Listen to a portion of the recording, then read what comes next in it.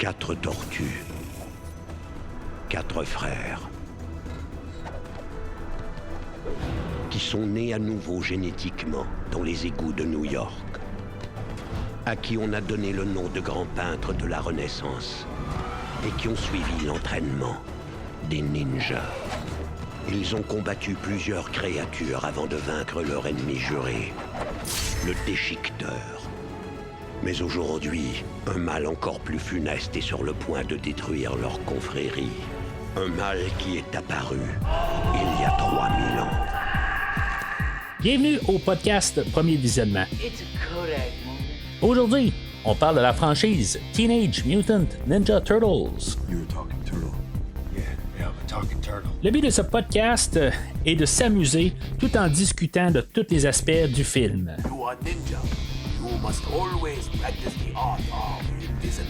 Bien entendu, avant de commencer à écouter le podcast, je vous suggère fortement d'écouter le film car on va spoiler le film complètement. Bonne écoute. Let's do it for Sensei. Okay, we're going. Everybody calm down. Look how calm I am. Bienvenue à New York. Aujourd'hui, on parle de TMNT, sorti en 2007 et réalisé par Kevin Monroe. On parle aussi de Turtles Forever, sorti en 2009 et réalisé par Roy Burdine et Lloyd Goldfine. On va parler aussi de Batman vs Teenage Mutant Ninja Turtles, sorti en 2019 et réalisé par Jake Costorena. Aussi, Rise of the Teenage Mutant Ninja Turtles, réalisé par Andy Suriano et Ant Ward, sorti en 2023. Et on va parler également de Teenage Mutant Ninja Turtles, Mutant Mayhem, sorti en 2023 et réalisé par Jeff Rowe. Je suis Mathieu et commandez vos pizzas tout de suite parce qu'aujourd'hui, oui, on parle vraiment de films animés des Tortues Ninja.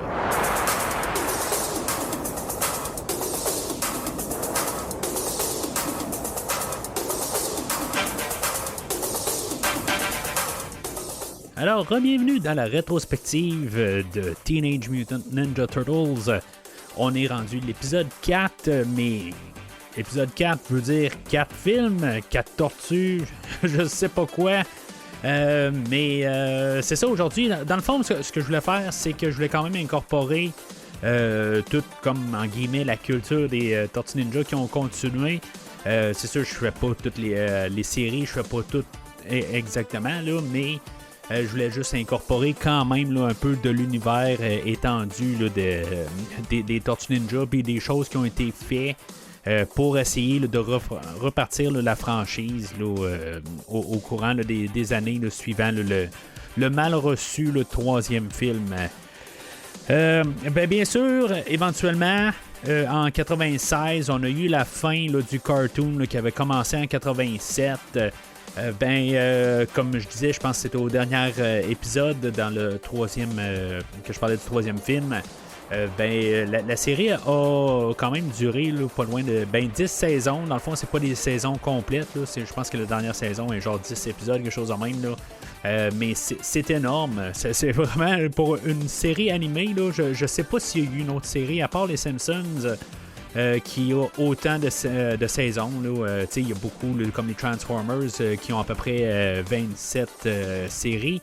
La série là, des Tortues Ninja va avoir loin des Transformers. Là. Je pense qu'ils vont finir avec jusqu'à à ce jour, là, au moment où j'enregistre, on parle de 6 séries animées. Celle-là de 87, on a eu le reboot en 2003. Et on a eu une autre, je pense que c'est en 2009 qu'elle a commencé. Après ça, on a eu 2012, je pense, Rise of the Teenage Mutant Ninja Turtles, je pense. Et puis on a une autre là, qui a commencé avec Mutant Mayhem. Fait que c'est 5 ou 6 séries. On a une autre série live action qui était sortie là, en 96. Honnêtement, j'étais pas au courant là, de cette série-là dans le temps. C'est quelque chose que j'ai éventuellement été au courant là, par je pense que c'est un podcast là, que j'avais écouté là, quelque chose comme je sais pas moi, en 2015. Puis il parlait là, de cette série-là. Entre-temps, j'avais écouté un peu cette série-là. Je pense qu'elle était sur Netflix. J'ai écouté genre les 5 premiers épisodes. Là. C'est comme une histoire là, d'introduction. Qui était complètement là, c'était pas très très plaisant à écouter là. C'était vraiment pas où est-ce que j'étais rendu en 2015 puis même où est-ce que je suis rendu en 2025, c'est vraiment pas pour moi en tant que tel là. C'est plus pour la génération qui a suivi là, la génération là, des Power Rangers, mettons. Puis il y a même eu un crossover avec les Power Rangers. Fait que c'était quelque chose là, que j'étais vraiment plus là, à peu près à l'âge de 15 ans. Puis me connaissant, qu'il y a quand même quelqu'un qui a toujours un œil un peu sur n'importe quoi, puis j'ai toujours été un peu de même, là, sans voir nécessairement toutes les sources. D'avoir vraiment passé à côté puis jamais avoir entendu parler de ça, c'est vraiment comme quelque chose que je trouve étrange. Mais bon, je l'ai pas vu aller. Là. C'est une série là que il y avait une 5e tortue, une tortue féminine. Fait que je suis pas en train de dire que c'est mauvais à cause de ça, mais c'est plus la question, le budget, la manière que c'était monté. C'est pas vraiment quelque chose là, qui. Ils ont essayé de faire parce qu'il y a vraiment comme les tortues articulées, là, pareil comme dans les trois films là, qu'on a parlé aux 3 derniers podcasts. Sauf que quand on a un budget télé, c'est ça que ça donne. Ça donne quelque chose là, qui est à moitié accompli ou peut-être même 10% accompli. Fait que, mettons que vous avez en bas de 10 ans, ça peut peut-être marcher, mais sinon, ça a tombé là, complètement à l'eau, là, comme que ça l'a fait dans le temps.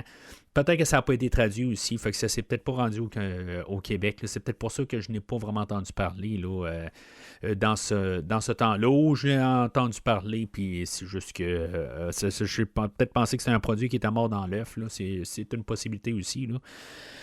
Ce qui va nous amener à, finalement, en 2003, qu'on a eu un reboot. Les comics, faut dire aussi, là, des écrivains là, originaux ont continué. Je crois que Kevin Eastman, un des deux, est parti là, de la franchise entre-temps, puis c'était juste Peter Laird qui continuait à être en arrière là, du produit. Si on regarde de toute façon le premier film là, que je vais parler, là, TMNT là, de 2007, on a juste Peter Laird qui est impliqué. Fait que je sais pas exactement quand est-ce que l'autre a quitté, mais éventuellement il y en a juste un qui a gardé qui a gardé le contrôle un peu sur le produit. Mais c'est ça. Fait qu'on a eu comme un reboot en 2003 pour avoir une nouvelle auditoire. Là, une franchise qui a marché assez bien là, pour celle-là. Je ne l'ai pas écouté, bien sûr. J'étais rendu à d'autres choses pour commencer à réécouter. Peut-être que j'ai un intérêt quand même un peu. Peut-être éventuellement, je vais. Pour la deuxième partie là, du podcast aujourd'hui, c'est possible que je réécoute peut-être le premier épisode, peut-être le dernier aussi, ou quelque chose de même, là, juste un petit peu pour me familiariser avec cet univers-là.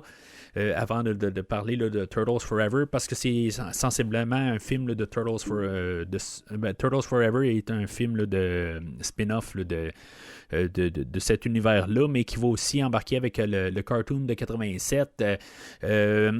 Comme que j'ai laissé savoir là, dans les 3 derniers épisodes, là, je pense que je ne l'ai pas dit explicitement, là, mais j'avais quand même écouté là, les 4-5 premiers épisodes là, du cartoon de 87 là, pour embarquer aussi là, dans la mentalité là, de tout ce qui était la Turtle Mania. Je ne sais pas si c'est comme ça qu'il faut appeler ça. Là. Il me semble qu'il y avait un autre nom. Là.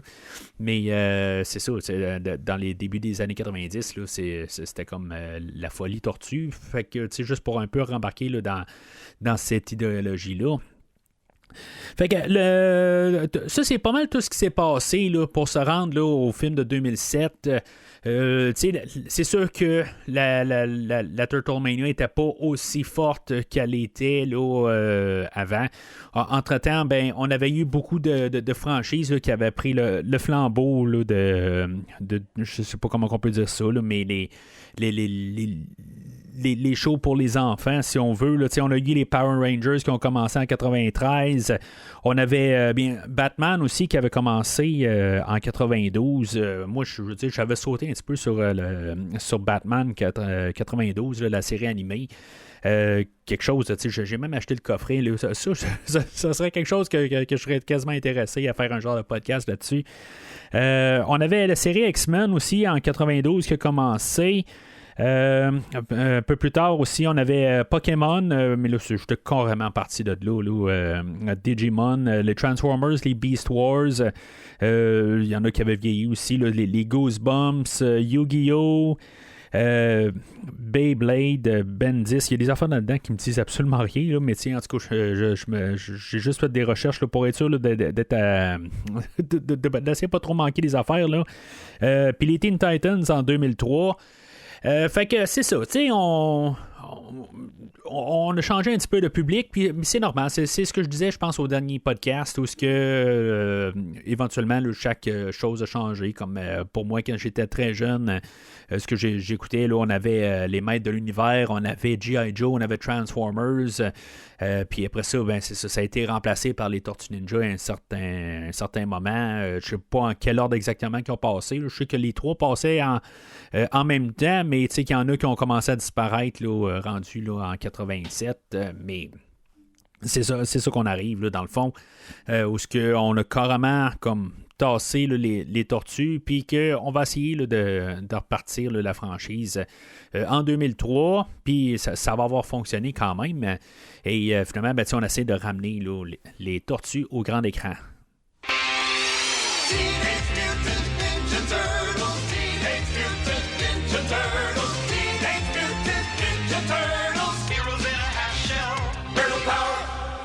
Alors, le film de 2007, un résumé là, assez élaboré dans le fond, là, parce que comme je parlais au dernier épisode, le but aujourd'hui, là, c'est plus de faire un aperçu sur chaque film, un peu comme une table ronde là, rapide là, sur chaque film. Peut-être passer 10-15 minutes là, sur chaque film. Le but, là, c'est pas de vous faire non plus un épisode là, de 3 heures sur que j'aurais pu faire juste des podcasts séparés, mais juste pour vraiment là, embarquer sur chacun. Fait que un synopsis élaboré, puis je vais en parler là, pas mal toutes mes pensées, là, essayer là, de tout vous sortir ça, mais en plus condensé dans le fond. Là. Après avoir vaincu Shredder, les Tortues Ninja se sont éloignés les unes des autres. Leonardo s'entraîne en Amérique centrale, laissant ses frères livrés à eux-mêmes. Donatello travaille comme support technique, Michelangelo anime les fêtes d'enfants, et Raphaël, frustré, devient justicier nocturne sous l'identité de Night Watcher. Pendant ce temps, un riche industriel, Max Winters, tente de réunir 4 anciens généraux transformés en statues de pierre. Il cherche également à capturer 13 monstres anciens qui sèment le chaos à New York. Les tortues guidées par April O'Neil et Casey Jones découvrent que Winters est en réalité un guerrier immortel condamné à vivre éternellement à cause d'un portail dimensionnel qu'il a ouvert il y a des siècles. Face à cette menace, les tortues doivent surmonter leurs tensions internes, notamment entre Leonardo et Raphaël, pour stopper Winters et ses généraux. Finalement, elles s'unissent et unissent leurs forces pour renvoyer les monstres et fermer le portail. Rétablissant ainsi l'ordre, ayant retrouvé leur unité, elles sont prêtes à reprendre leur rôle de protecteur de la ville. Fait que c'est comme un peu réintroduire les tortues pour une nouvelle ère, ceux-là que... C'est sûr que, comme je peux parler comme sur les 3 premiers films, on parle que, j'étais un grand fan des tortues de 1988-89 jusqu'à peut-être 92. Même quand le dernier film est arrivé, j'étais allé le voir au cinéma, mais j'avais commencé pas mal à passer à autre chose, bien sûr. Fait que, on parle de peut-être 4-5 ans. Fait que, ceux-là qui étaient là pour le lancement là, des Tortues en 2003, ben peut-être qu'ils étaient même pas là pour le lancement là, des Tortues en 2007. Ça, c'est un film animé, dans le fond, qui est réalisé là, par Kevin Monroe, qui me dit absolument rien là, dans ce domaine-là. Mais, bon, c'est vraiment comme techniquement là, le Tortue Ninja 4. On voulait faire Tortue Ninja 4. Là, dans le fond, éventuellement, c'est comme tombé là, à l'eau. Puis ça a été comme remanié là, pour la série là, de 96. Mais c'est ça. Finalement, ben. On est quasiment 10 ans plus tard. Là. On est plus que 10 ans plus tard, dans le fond, après ça. Où est-ce qu'on avait trouvé une manière de relancer ça, puis en film animé. Fait que ce film-là, ben, bon, je vais commencer tout de suite sur l'animation. Honnêtement, ça a des très bons visuels. C'est tout le temps ce que j'aimerais ça, que les films de DC soient dans ce genre d'animation-là, au lieu d'avoir le genre d'animation... comme qu'on a là, plus comme dessiné à la main peut-être là, comme les cartoons traditionnels. J'aimerais ça que DC, surtout que DC, eux autres, je vais en parler dans le fond là, dans 2 segments là, quand on va parler là, de Batman versus the Teenage Mutant Ninja Turtles, que quand on regarde en arrière des coffrets Blu-ray, ben, c'est toujours comme un peu un genre d'animation de même sur les couverts, tout ça. Puis c'est comme si c'est ça qu'ils nous vendent, mais quand on écoute le film, ben, c'est comme des cartoons traditionnels. Fait que, honnêtement, je trouve ça tout le temps un letdown. Mettons, là, ça me déçoit pas mal que je vois ça. Mais...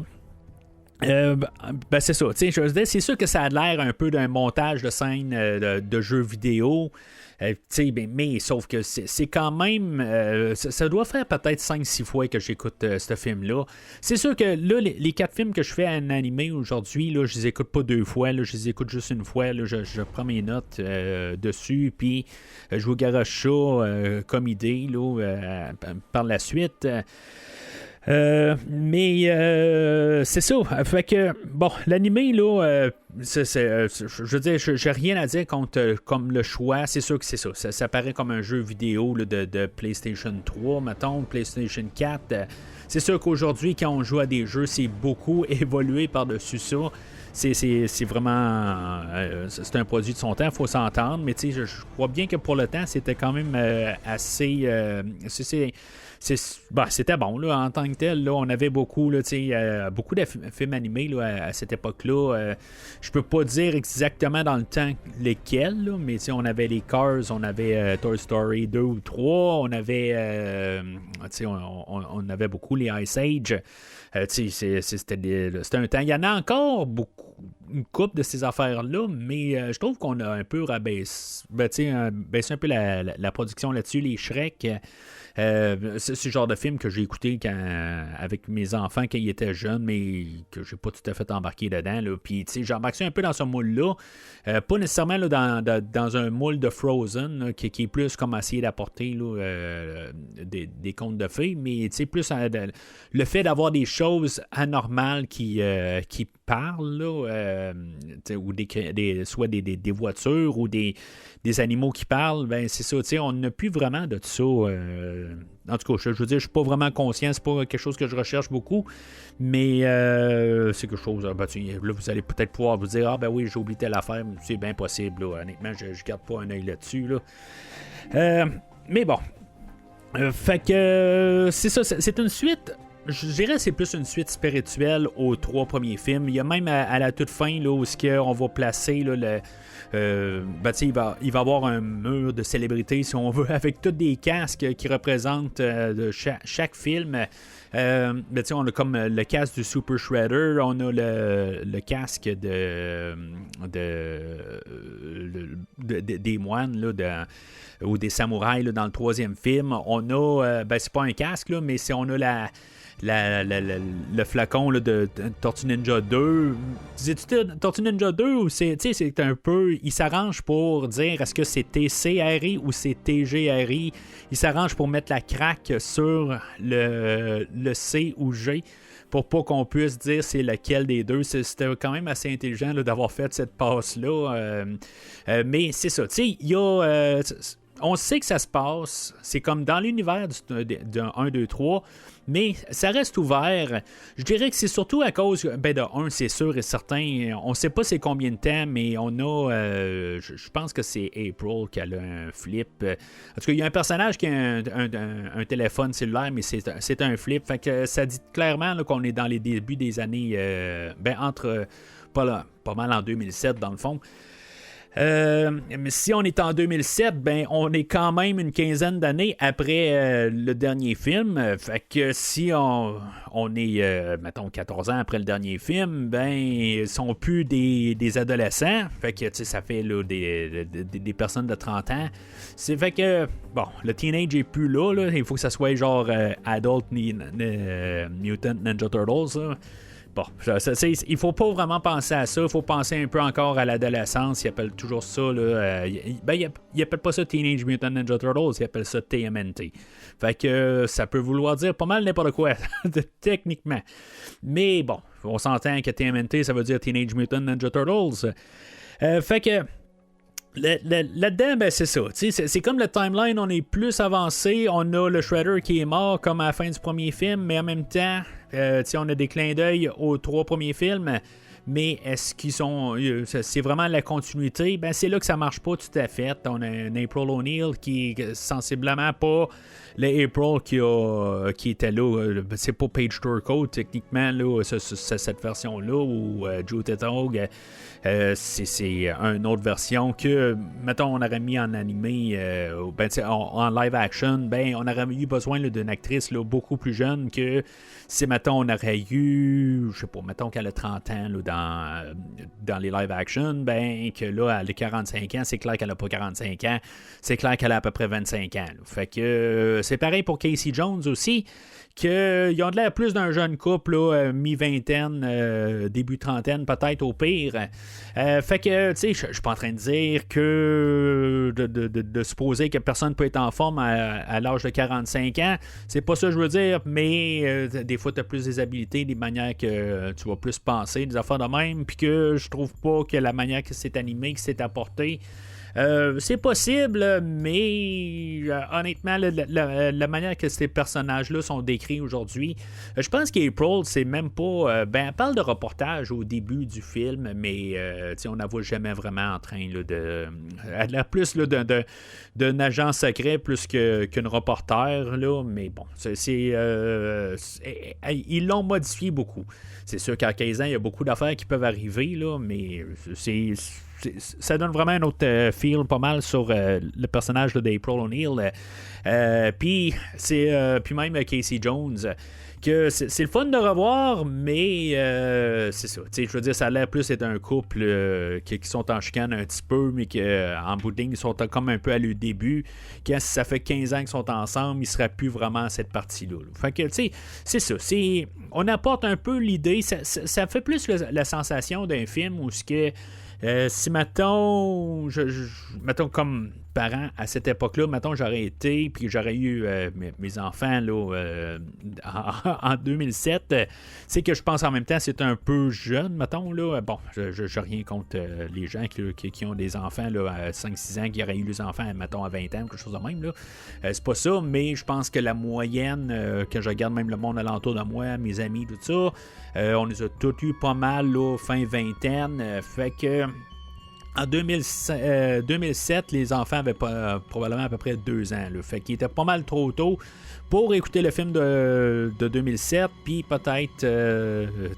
fait que à qui gauge ce film-là, je sais pas. Mais si, mettons, on avait un grand frère ou... je sais pas. Peut-être quelqu'un qui était peut-être plus jeune que... ou plutôt plus vieux que moi, mettons, puis que finalement il amène ses enfants à voir le film de 2007, il pouvait au moins lui dire c'est vrai, le film de 2007, Shredder est mort à la fin du premier film ou le deuxième, s'il s'en rappelle.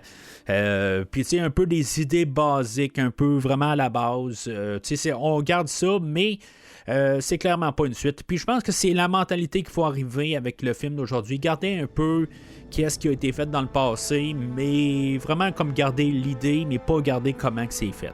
Je pense que c'est ça. Puis il faut comme partir que c'est vraiment une nouvelle version là, de tous nos personnages. Là-dedans, ben, c'est sûr, on a le foot qui sont rendus un peu des mercenaires là-dedans, où ils sont comme embauchés là, par Max Winters, que lui est joué là, par le seul et unique Patrick Stewart. Que j'adore Patrick Stewart, comme tout le monde peut le savoir, grand fan de Star Trek de mon côté, mais avoir Patrick Stewart puis avoir un corps là, de peut-être à peu près entre 35-45, mettons, là. Oui, le personnage, dans le fond, c'est un immortel que lui a déjà été un roi ou un empereur là, d'un certain royaume, puis que dans le fond, pour faire toute l'histoire elle tourne alentour de ça. Que dans le fond, pour gagner sur un royaume qui allait l'envahir, il a fait un pacte avec le diable, quelque chose de même. Puis il y a comme 4 démons qui sont arrivés, puis en échange, ils ont tous éliminé là, son armée, mais ils ont détruit l'autre armée là, adverse. Puis, dans le fond, ils ont envoyé là, 13 démons. Là, dans le fond, je pense, pour tout détruire l'autre armée. Fait que lui, dans le fond, il veut récupérer les 13 démons. Les 13 créatures, mais il y a les 4 démons. En tout cas, il y a quelque chose qui est mêlé là-dedans. Là. Comme j'ai dit, je l'ai juste écouté une fois. Mais il y a 4 démons, dans le fond, qu'eux autres, c'est eux autres qu'il faut être chargés d'essayer d'aller rechercher les 13 démons là-dedans. C'est un peu mêlant, un peu, mais bon, il y a juste des démons, des créatures. Puis, à quelque part, il doit les réunir, les 13, pour finalement, lui, on pense que c'est le grand machin tout le long du film. Mais que finalement, lui, il est tanné là, d'être immortel. Il se rend compte que il voudrait mourir en bout de ligne. Fait que c'est secrètement le bon du film. Et que lui veut défaire ce qu'il a fait là, des centaines d'années, là, des milliers d'années avant, là, puis vraiment corriger ça, éliminer tout le mal du monde, ou les 13 créatures, et finalement, qui sont restés à New York, quelque part, là, pendant tout ce temps-là, ils sont juste à New York, puis ils restent là, tu sais. Mais le foot, eux autres, sont là pour essayer là, d'être... ils ont été embauchés pour être juste surveillé puis essayer de trouver là, si maintenant il n'y a pas quelque chose de louche pour pouvoir aviser les 4 gardiens. Puis les 4 gardiens, eux autres, vont aller chercher une des 13 créatures.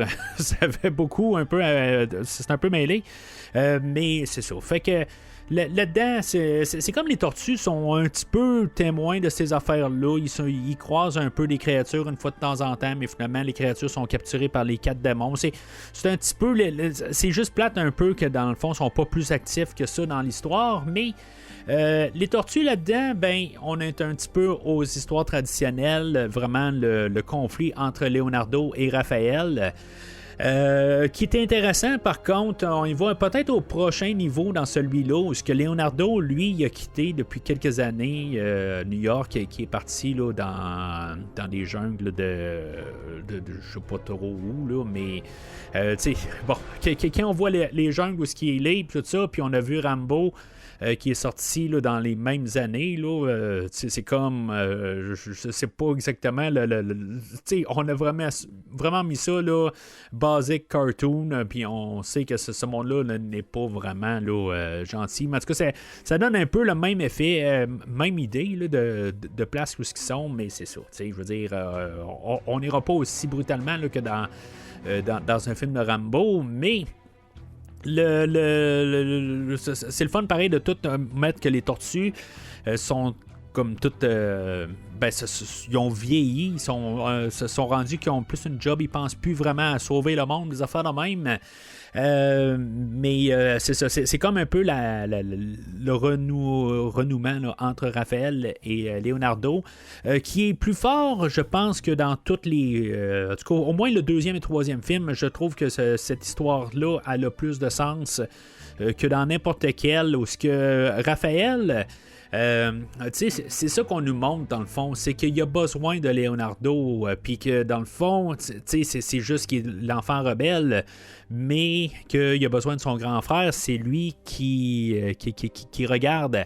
Fait que, apporter toute cette notion-là, tout ça, puis ça serait tellement le fun d'avoir une version live-action de cette histoire-là. Puis tout comment c'est apporté, là, vraiment, le meilleur bout du film, c'est le duel de Leonardo et Raphaël, que je trouve que même le côté animé du film apporte comme vraiment là, de l'émotion, puis tout ça.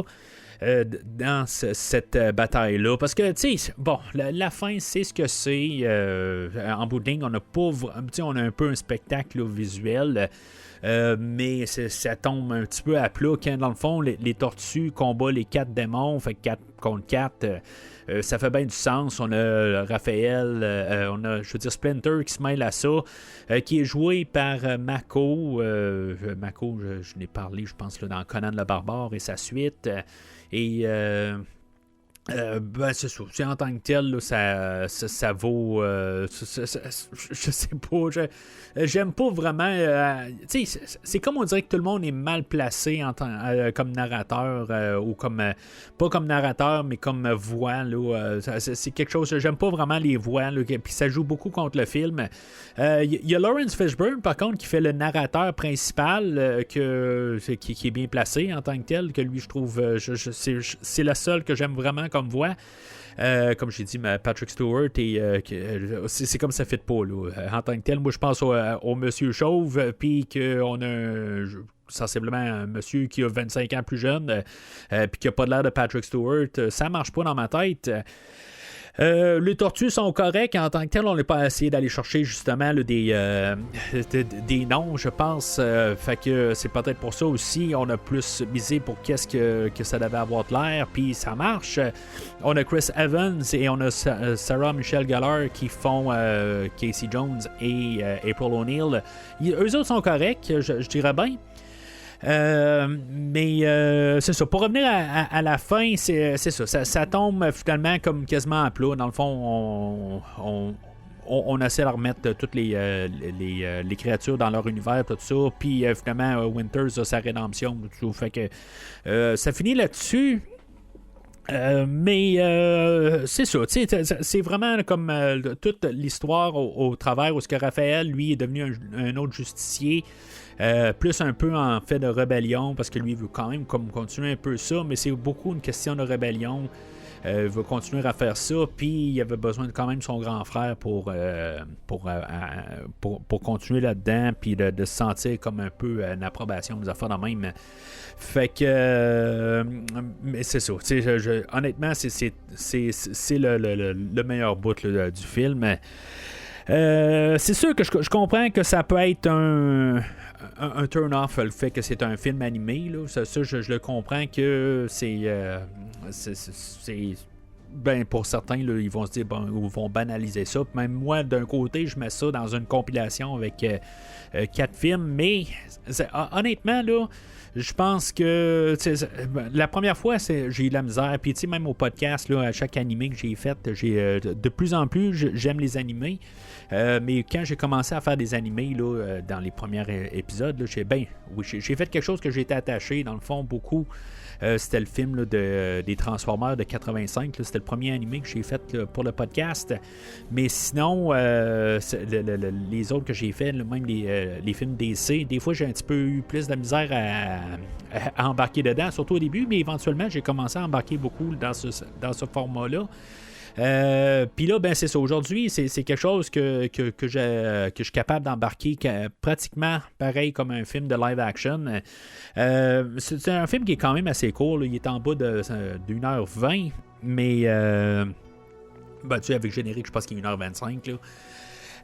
Mais c'est ça, honnêtement, je pense que c'est, à part le film de 90, je pense que c'est le deuxième meilleur film de Tortue Ninja. Ce qui va leur abaisse, ce qui pourrait quasiment le faire le meilleur film là-dedans, c'est bien sûr l'animation, c'est plate que il n'est plus vraiment en 2025. Je sais qu'on peut avoir mieux dans des jeux vidéo. Mais puis tu sais, tous les acteurs en tant que tel, là, les acteurs de renommée, c'est plate, mais ils détruisent le film un peu. Tu sais, pas totalement, mais auquel je pense à Casey Jones et à April O'Neil. Honnêtement, je les ai enlevés du film. Je trouve que le film aurait été plus fort si maintenant il n'aurait pas été là. On aurait vraiment concentré sur les tortues. C'est là où vraiment j'embarque avec les versions qu'on a. Des tortues, les tortues qui ont vieilli, mais que tu sais, ils embarquent un peu dans les vieilles pantoufles. Tu sais, c'est. Tu sais, c'est pas si compliqué que ça là, pour rembarquer. Là. Ils sont pas devenus là, des personnes qui font juste. Je sais pas. Je trouve pas le terme, là, mais tu sais, ce qu'on dit, là, l'adolescent là, qui habite encore à 35 ans chez leurs parents. Puis juste à jouer aux jeux vidéo dans le sous-sol, là, ils sont pas devenus de même, mais c'est essentiellement ça. Ils ont tout un travail, ils font quelque chose de leur peau, là. Mais sans jugement, je vais le dire de même, si mettons vous avez 35 ans ou 34 ans ou 38 ans, puis vous habitez chez vos parents ou votre mère ou votre père ou n'importe qui, ou votre frère, puis vous êtes dans le sous-sol à jouer aux jeux vidéo à tous les jours, j'ai pas de jugement, c'est votre c'est votre droit. Mais c'est ça, tu sais, je veux dire, il y a comme un terme pour ça, pareil, puis c'est ça, c'est pas trop compliqué, ils sont toujours actifs quand même. Fait que c'est un verre solide pour TMNT 2007, puis je trouve ça plate que d'un côté, veut pas, on a comme des fois peut-être l'idée qu'on banalise ça pour un film animé, mais c'est un film là, que je le sais que c'est un bon film.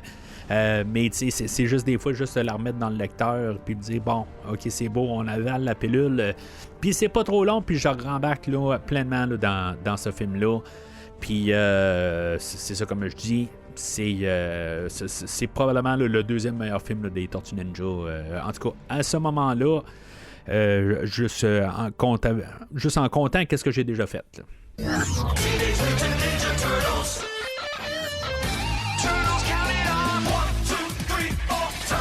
There's no one better. Watch out for Shredder.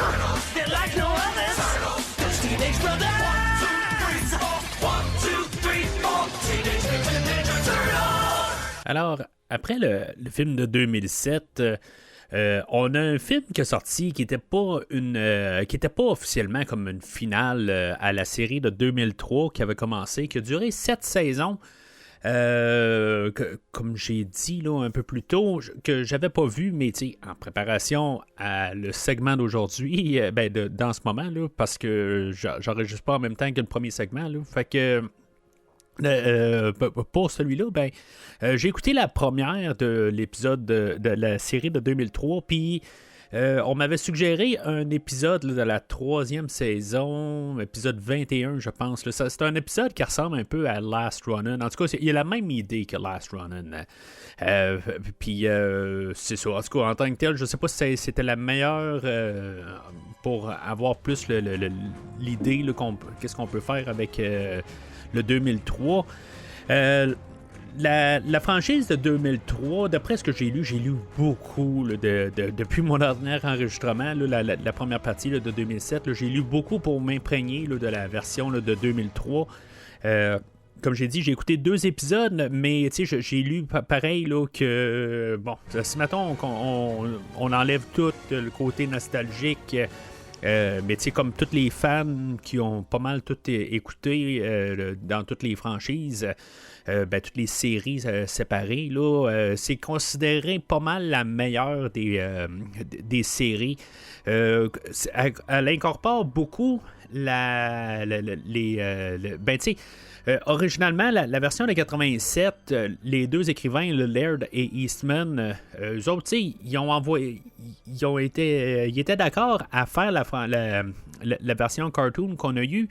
C'était plus pour une question là, monétaire, de réussir à avoir leurs produits partout, tout ça. Mais tu sais, je pense que c'est Laird. Il était pas trop fan de la version 87 parce que dans le fond, là, c'était complètement différent leur vision là, originale. C'était beaucoup plus enfantin. Puis la version de 2003, Eastman, lui, avait quitté. Là, il avait renoncé. Il avait vendu tous ses droits à Peter Laird. Fait qu'on avait Peter Laird qui était rendu plus... il y avait plus de contrôle créatif sur la version de 2003. Fait que lui, il a décidé qu'il voulait avoir la franchise plus fidèle à sa version initiale là, en 1984. Fait que ça l'a donné beaucoup aussi là, des BD là, de Mirage. Mirage, là, c'est la compagnie de production là, qui avait fait là, avec Kevin Eastman.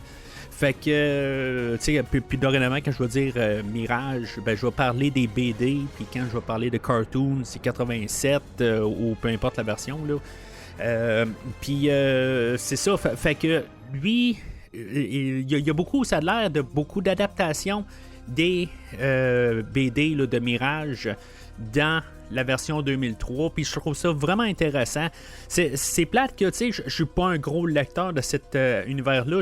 En tout cas, accidentellement, hier, je me suis, avant de me coucher, en me préparant là, pour le podcast d'aujourd'hui, j'ai racheté d'autres BD, tout ça. Fait que ça se peut que sur Kindle, tu t'accroches le piton, là, juste one click buy, quelque chose de même, là, puis c'était parti. Fait que ça se peut que j'en lise un peu d'autres là, dans cet univers-là. C'est un univers quand même qui me fascine, que après avoir lu les 4-5 premières BD, je voudrais quand même continuer à les lire un peu. Là. Je veux pas dire que je veux tout lire au complet, mais je suis quand même intrigué beaucoup. Puis je sais pas si je vais pas l'écouter en partie, là, la 2003. C'est sûr que c'est quand même 7 saisons, là, c'est quand même beaucoup. Mais tu sais, une fois de temps en temps, peut-être peut-être un peu par batch, là, selon les histoires de tout ça. Fait que c'est bien possible. Mais bon. Fait que le film que je veux parler, dans le fond, pour représenter un peu cette ère-là, le film Turtles Forever, c'est pas la finale, même si elle est apparue après la fin de la saison, là, la saison 7.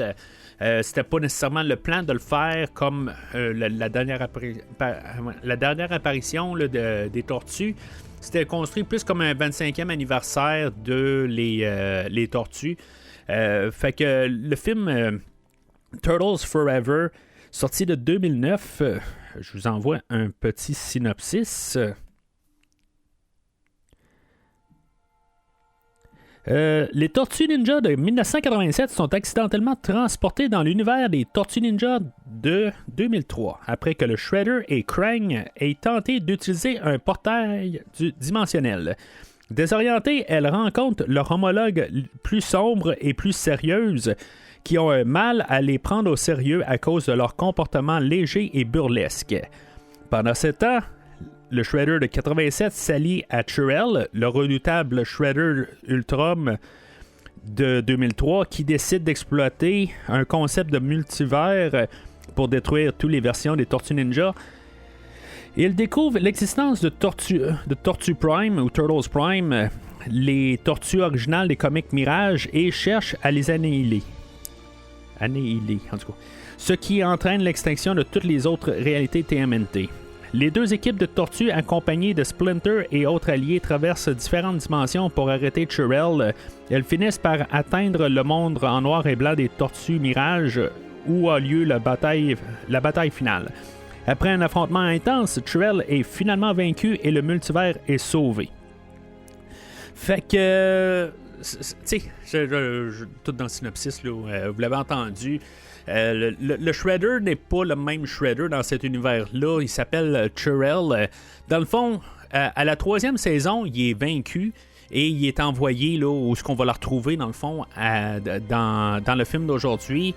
Puis c'est ça, dans le fond, c'est comme un peu un amalgame là, ou une fusion là, de Krang et de Shredder, dans le fond, qu'on a. Tu sais, selon les comics Mirage, là, on a Krang, pas Krang, mais je sais pas si Krang est là, je me suis pas rendu là, je me suis rendu à un moment où on introduit là, ce peuple-là, dans le fond, mais je n'ai pas plus élaboré, j'ai pas réussi à me rendre plus loin que ça. Mais c'est ça, fait que dans le fond, lui, c'est un extraterrestre, puis qui prend comme le corps le corps là, du Shredder. Éventuellement, dans la série, on a Corail qui prend la place de Shredder, qui devient l'autre Shredder, dans le fond, un Shredder au féminin. Là, le personnage Corail, j'en ai parlé là, dans le film de 2007, c'est elle qui dirige le foot. Fait que c'est ça, en tout cas, j'ai trouvé ça bien intéressant pour cette partie-là.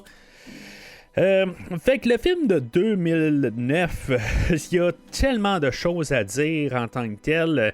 C'est sûr que l'attrait là-dedans, c'est d'avoir la version de 87 rencontrer la version de 2003. Tu sais, il y a un bout, je pense que c'est Raphaël qui crie c'est comme avoir 5 Michelangelo. Parce que Michelangelo est quand même léger là, dans la version 2003. Et il va quand même un petit peu avec la version de 1987. Fait que, tu sais, c'est un peu ça, mais je sais pas. Je sais que la version 87 est un petit peu quand même ridiculisée. On l'a mis peut-être un peu trop enfantin pour vraiment montrer le contraste avec la version 2003. Je me dis, Peter Laird qui a le contrôle, puisqu'il n'aimait pas vraiment là, la version de 87, est-ce qu'il a utilisé son influence pour quand même un peu rabaisser la version de 87 et que la version 2003 est supérieure à la version 87 parce qu'elle est plus fidèle à son image que l'idée là, qu'il a apportée au départ? J'ai l'impression que c'est peut-être ça, mais en même temps, on respecte quand même cet univers-là qui a été créé en 87. Fait que, tu sais, c'est plate qu'on n'ait pas allé rechercher les acteurs qu'on avait en 87. Dans le fond, ça aurait été peut-être un peu trop dispendieux de faire ça. Mais quand même, on a fait l'effort là, d'aller rechercher quand même plusieurs petits caméos. C'est tout dessiné, là, mais pour essayer de quand même coller ça ensemble, que ça ait du sens.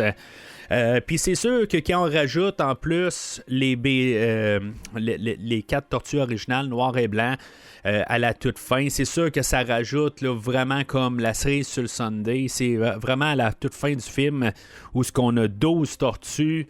Oui, 12 tortues au total. Il y a 3 versions qui sont là à l'écran.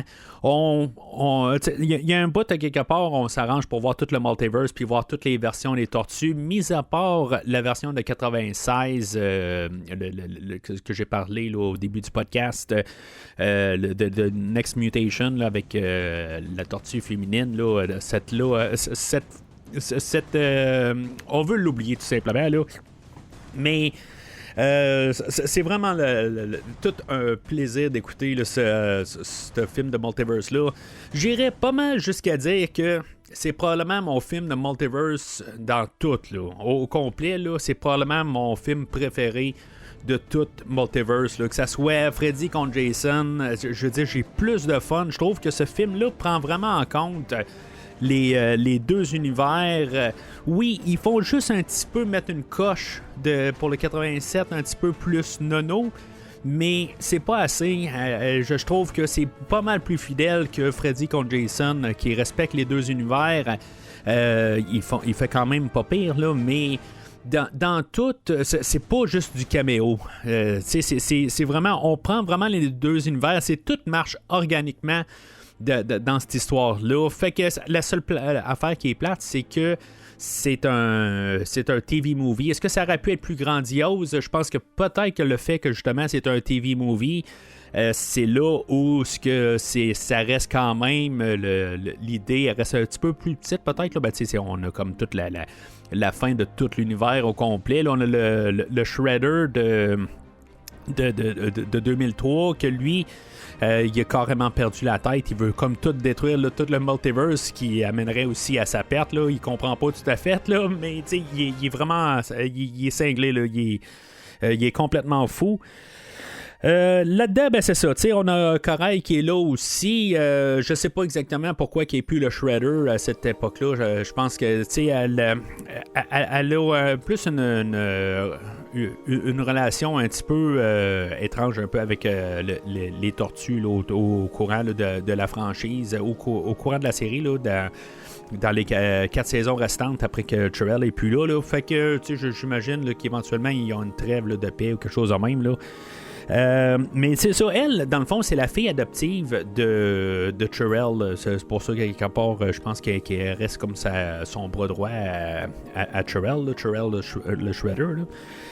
Là-dedans, ben, on a. Essentiellement, c'est quand même un comic de la version de 2003, puis qu'on incorpore la version de 87 et la version de 84. Il faut s'entendre, là. Mais. D'après ce que je peux comprendre, il n'y a pas de Bebop et de Rocksteady, mais on a Han qui est là, qui se fait transformer en comme de grosses tortues là, pendant le film. C'est sûr que honnêtement, là, je pense que le moment le plus drôle, en tout cas, je pense en ce moment, j'ai bien aimé là, la passe de Clint Eastwood là, dans le dernier podcast là, de Tortue 3, mais j'ai un autre moment là, dans celui-là où Han il pogne Raphaël, parce que Raphaël est toujours en train de briser le quatrième mur. Dans le fond, il est en train de nous parler directement comme qu'il faisait là, en 1987. Je me rappelle pas tant que ça de ça, mais il est en train de nous parler directement et que Han se fâche et qui prend Raphaël puis qui dit hey, qu'est-ce que tu fais? Ça fait 2-3 fois que je te pogne de même, il y a personne. T'sais, en tout cas, je l'ai c'était à peu près à 50 minutes du film là, vers la fin. Là. En tout cas, je l'ai ri celle-là, là, puis je l'ai ri encore juste en la revisionnant le film là, rapidement là, pour pouvoir me préparer pour le podcast à matin. Là. C'est tordant. En tout cas, je trouve juste que la manière que c'est fait avec le gros Han, tout bien bâti, fâché sur Raphaël. En tout cas, pour moi, c'est mon moment du film. Mais il y a beaucoup de moments. Ça, c'est le moment le plus drôle. Mais tous les moments où de tout le film, tout est ensemble. Il y a du ridicule un peu après un bout. Je pense que les Tortues de 87 toujours en train de vouloir arrêter pour de la pizza. Ça devient un petit peu des fois un peu redondant. Je me suis informé pareil sur les pizzas parce que là, quand je lisais les BD originales, je me suis dit, il me semble qu'on parle jamais de pizza. C'est vraiment la version 87 qui a mis l'emphase sur la pizza. Et la version de 2003, ouais, ils mettent un petit peu d'emphase, mais c'est pas nécessairement leur seul et unique leur seul et unique repas. Fait que c'est vraiment juste la version 87 là, qui ont exagéré le côté pizza. Je pense qu'il y a d'autres séries qui vont mettre l'emphase dessus, mais c'était pas original. Là. Ça, c'était quelque chose que je voulais clarifier là, dans la version comique que j'ai pas réussi à clarifier. Là. Je l'avais vu, mais des fois, on n'a pas le temps de s'en rendre compte. Autre chose aussi que je voulais vous clarifier, parce que dans les BD Mirage, et ça va me clarifier aussi sur la version de 2007, que la version de April est de Casey Jones. Dans le fond, April n'est pas un reporter dans la BD Mirage. J'avais vu l'introduction d'April dans la version Mirage, mais je me demandais si, mettons, elle n'était pas sous couverture parce qu'elle est comme l'assistante de Baxter Stockman quand on la rencontre au deuxième...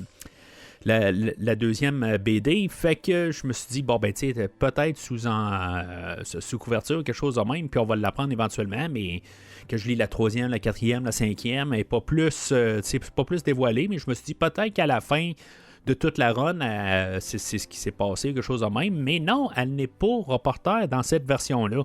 Fait que c'est ça aussi, que dans le fond, la version de 2003, elle n'est pas reporter, puis tu sais, me rapportant au film de 2007, qui fait que le film de 2007, c'est une continuité vraiment de 1, 2, 3 et que ça c'est le 4. Ben oui, il y a des caméos visuels des 3 premiers films, mais honnêtement, c'est plus quelque chose qui se tient dans la version là, de 2003. Honnêtement, je pense que ça ressemble plus à ça.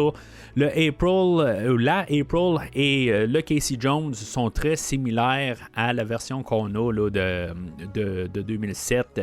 Fait que, tu sais, qu'est-ce que c'est TMNT de 2007? Je le sais pas vraiment. C'est vraiment comme un film à part qui prend ce qu'il veut là, de tous les univers et qui fait un mélange de tout ça dans un futur à quelque part. Puis je pense que c'est comme ça qu'il faut la garder, là. Fait que j'étais quand même content là, de n'avoir appris un peu plus sur tout ça. Dans l'histoire, ben c'est ça, on a le Technodrome de 87 que finalement, ben, quand le Shredder plus sérieux, plus menaçant là, de 2003, lui, une fois qu'il comprend la technologie du Technodrome, va comme rehausser le Technodrome puis se promener au travers là, de tous les univers des tortues. C'est ça, je veux dire, dans le fond, le Shredder des 87, il est là, mais il est quand même ridicule. C'est ce que je trouve plate un peu dans tout ça, c'est que quelqu'un va arriver à la toute fin. Oui, ça va être un effort collaboratif là, de tous les autres univers qui vont tous se battre contre le Shredder ou qui devient comme un genre de super Shredder à la toute fin. Mais tu sais, on a Shredder, on a Splinter, on a les 12 tortues à la toute fin qui vont se battre contre Super Mega Ultra Shredder là, et qui vont la ramener en face du Technodrome parce que lui, dans le fond, il a comme un gros rayon destructeur. Mais c'est Bebop et Rocksteady qui vont ultimement détruire le Shredder parce que ils se sont enfargés sur une prise de courant qui faisait partir le rayon en question, puis après ça ils la rebranchent accidentellement. Fait que c'est comme un peu une manière de tout apporter tout ensemble peut-être. Chacun ont leur partie dedans, tout ça, mais j'aurais aimé ça que ce soit vraiment les 12 tortues qui ont le dessus sur le Super Shredder. Mais tu sais, en même temps, c'est comme un effort collaboratif de tout l'univers qui choisit de faire vivre cet univers-là en détruisant le Shredder là, à la toute fin du film. Fait que c'est sûr que si vous l'avez pas vu, je viens de tout vous le spoiler en général, mais ça vaut quand même la peine de voir le film. C'est vraiment là, un film là, qui apporte là, beaucoup de ça apporte la nostalgie, mais ça apporte du fun. C'est bien dosé dans tout. Il y a pas, c'est sûr que contrairement à tous les films qu'on a vus, il n'y a pas vraiment un principal. C'est vraiment comme toutes les tortues en bundle. Ils ont tous des petits mots à dire un peu partout, mais ils n'ont pas vraiment un temps qui est apporté parce qu'il y a trop de personnages. C'est sûr que, tu sais, quand on apporte avec les tortues originales là, de 84 à la toute fin, tu sais, il y a une manière d'être introduit, tu sais, il y a beaucoup de références à les premiers panneaux là, de la première BD. Tu sais, on a Leonardo qui commence à venir attaquer, mais qui a comme la narration par-dessus. C'est tordant quelque part parce que tu sais, c'est comme une BD, on a souvent comme une narration qui passe par-dessus. Fait qu'il y a comme une narration par-dessus. J'ai vraiment aimé ça, toute cette partie-là. Fait que c'est tout des clins d'œil de même. Puis pour finir à la toute fin, quand même, avec un caméo là, de Kevin Eastman et Peter Laird. Qui, tu sais, je sais pas si c'est eux autres physiquement, là, parce que là, c'est comme la seule image qu'on a. Non, pas, techniquement, c'est pas la seule image qu'on a là, en réel. Là. On a comme une photo du film là, de 90, à quelque part, là, quand on voit tous les univers des tortues. Mais on a à la toute fin, le film, la manière qu'il finit, là, c'est vraiment un très bel hommage. Pour dire là, pour revenir au début pour voir là, quand Kevin Eastman et Peter Laird étaient en train de travailler sur le produit au tout départ. Fait que tu sais, la manière que tout ce film là est construit là, c'est en tant que film, c'est peut-être pas le meilleur, c'est peut-être le 2-3e, là, il va peut-être passer, là, je pense que le film de 2007 est un meilleur film, mais en tant que ranking, là, c'est un vert. C'est vraiment tous les fans de Tortue un petit peu plus. Là. Je veux dire, je parle pas de hardcore. Là. Je parle de vraiment ceux-là qui aiment les films et qui connaissent un peu l'univers des Tortues, qui ont vu peut-être la version de 2003 ou version de 87 dans leur jeune temps. Ben, se doit de voir ce film-là. C'est vraiment un film qu'il faut qu'il soit vu par n'importe quel fan. Fan plus, là, mais pas fan extrême. C'est pas si underground. Je veux dire, c'est le film à écouter. Si maintenant il y a un film animé que vous devez voir, même si le film de 2007 est peut-être un petit peu meilleur, ben, je vous dirais que si maintenant vous avez vu les 5 films puis vous êtes fan de n'importe quelle série des Tortues, c'est le premier film à voir. C'est vraiment un très bel... c'est le plus bel des hommages qu'on peut faire aux Tortues Ninja. Puis je voudrais pas de suite parce que là-dessus, je veux pas de continuité là-dedans parce que c'est juste la manière que ce film-là a été fait. Le cœur est là, tout est bien placé, tout est bien dosé. C'est parfait comme film. Excusez, comme film hommage, puis vraiment pour embarquer dans la rétrospective.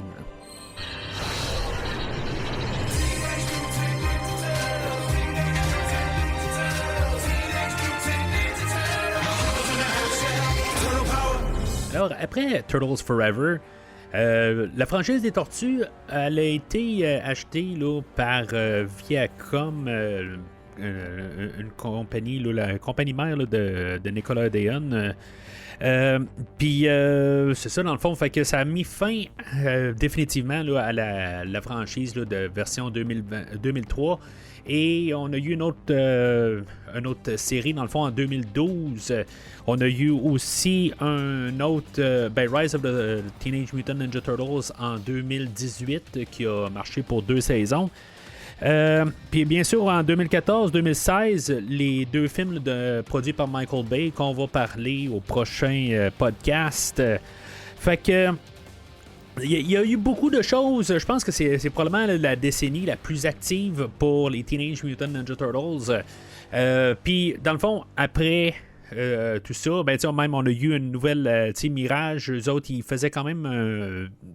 ils publiaient quand même là, des BD sur les Tortues, mais c'est IDW Publishing qui ont continué là, à publier là, à partir de 2011. Jusqu'à aujourd'hui, dans le fond, là, des comics. Ils ont fait un genre de reboot. Puis, en tout cas, je ne l'ai pas lu, là, mais Steven en a parlé là, quand il est venu sur l'épisode là, du 2e film, que ça a été en plus rebooté là, dernièrement. Là, en tout cas, fait que il y a eu beaucoup de choses qui se sont produites là, dans la dernière décennie là, pour les Tortues Ninja, même jusqu'à ce jour. Fait que, dans le fond, aujourd'hui, cette partie du podcast, là, on va parler là, du film de 2019 où on s'est basé sur une franchise de BD qui s'appelle Batman vs Teenage Mutant Ninja Turtles, qui est devenu un film aussi là, publié là, par la même gang qui publie là, les films là, de la DC. Puis les films de Mortal Kombat aussi là, que j'ai couvert un peu plus tôt là, que j'ai eu. En tout cas, il m'en reste encore 2 à couvrir là, mais probablement que je vais les couvrir là, avant le nouveau film là, en fin d'année cette année là. Alors voici le synopsis pour Batman vs Teenage Mutant Ninja Turtles. Gotham City est en proie à une série de vols à haute technologie orchestrés par le clan Foot dirigé par Shredder. En enquêtant, Batman découvre que 4 mystérieux combattants ninjas sont également impliqués. Il s'agit des Tortues Ninja, Leonardo, Michelangelo, Donatello et Raphaël, qui sont venus à Gotham pour stopper Shredder à une alliance inquiétante qu'il a formée avec Ra's al Ghul et la Ligue des Ombres. Au départ méfiant, Batman et les Tortues finissent par s'unir lorsqu'ils découvrent le plan machiavélique de leur ennemi. Utiliser un mutagène pour transformer les criminels d'Arkham en monstres mutants incontrôlables. Aux côtés de Batgirl et de Robin, ils vont devoir affronter le Shredder, Ra's al Ghul et une horde de méchants transformés dans un combat qui mettra à l'épreuve leur talent de ninja et de justicier entre eux. Fait que c'est ça.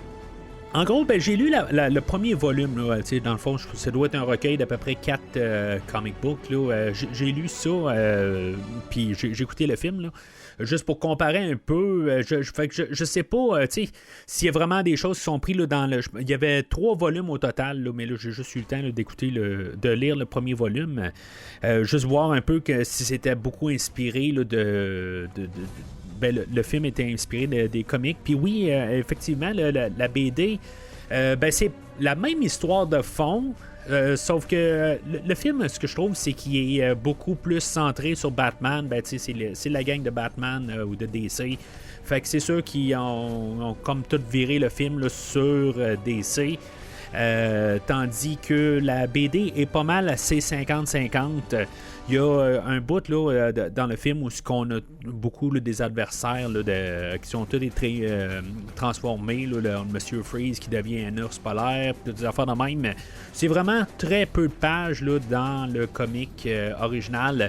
Je dis pas que ça apparaît pas là, dans le volume 2 ou dans le volume 3, mais pour qu'est-ce que j'ai lu, le premier comic, ça suivait quand même de base. C'est sûr qu'il y a un peu une course contre la montre parce que là, contrairement au film, on n'en parle pas vraiment, là, qui ont changé d'univers. Puis tu sais, ils vont dessus, mais ils en parlent quasiment pas dans le film.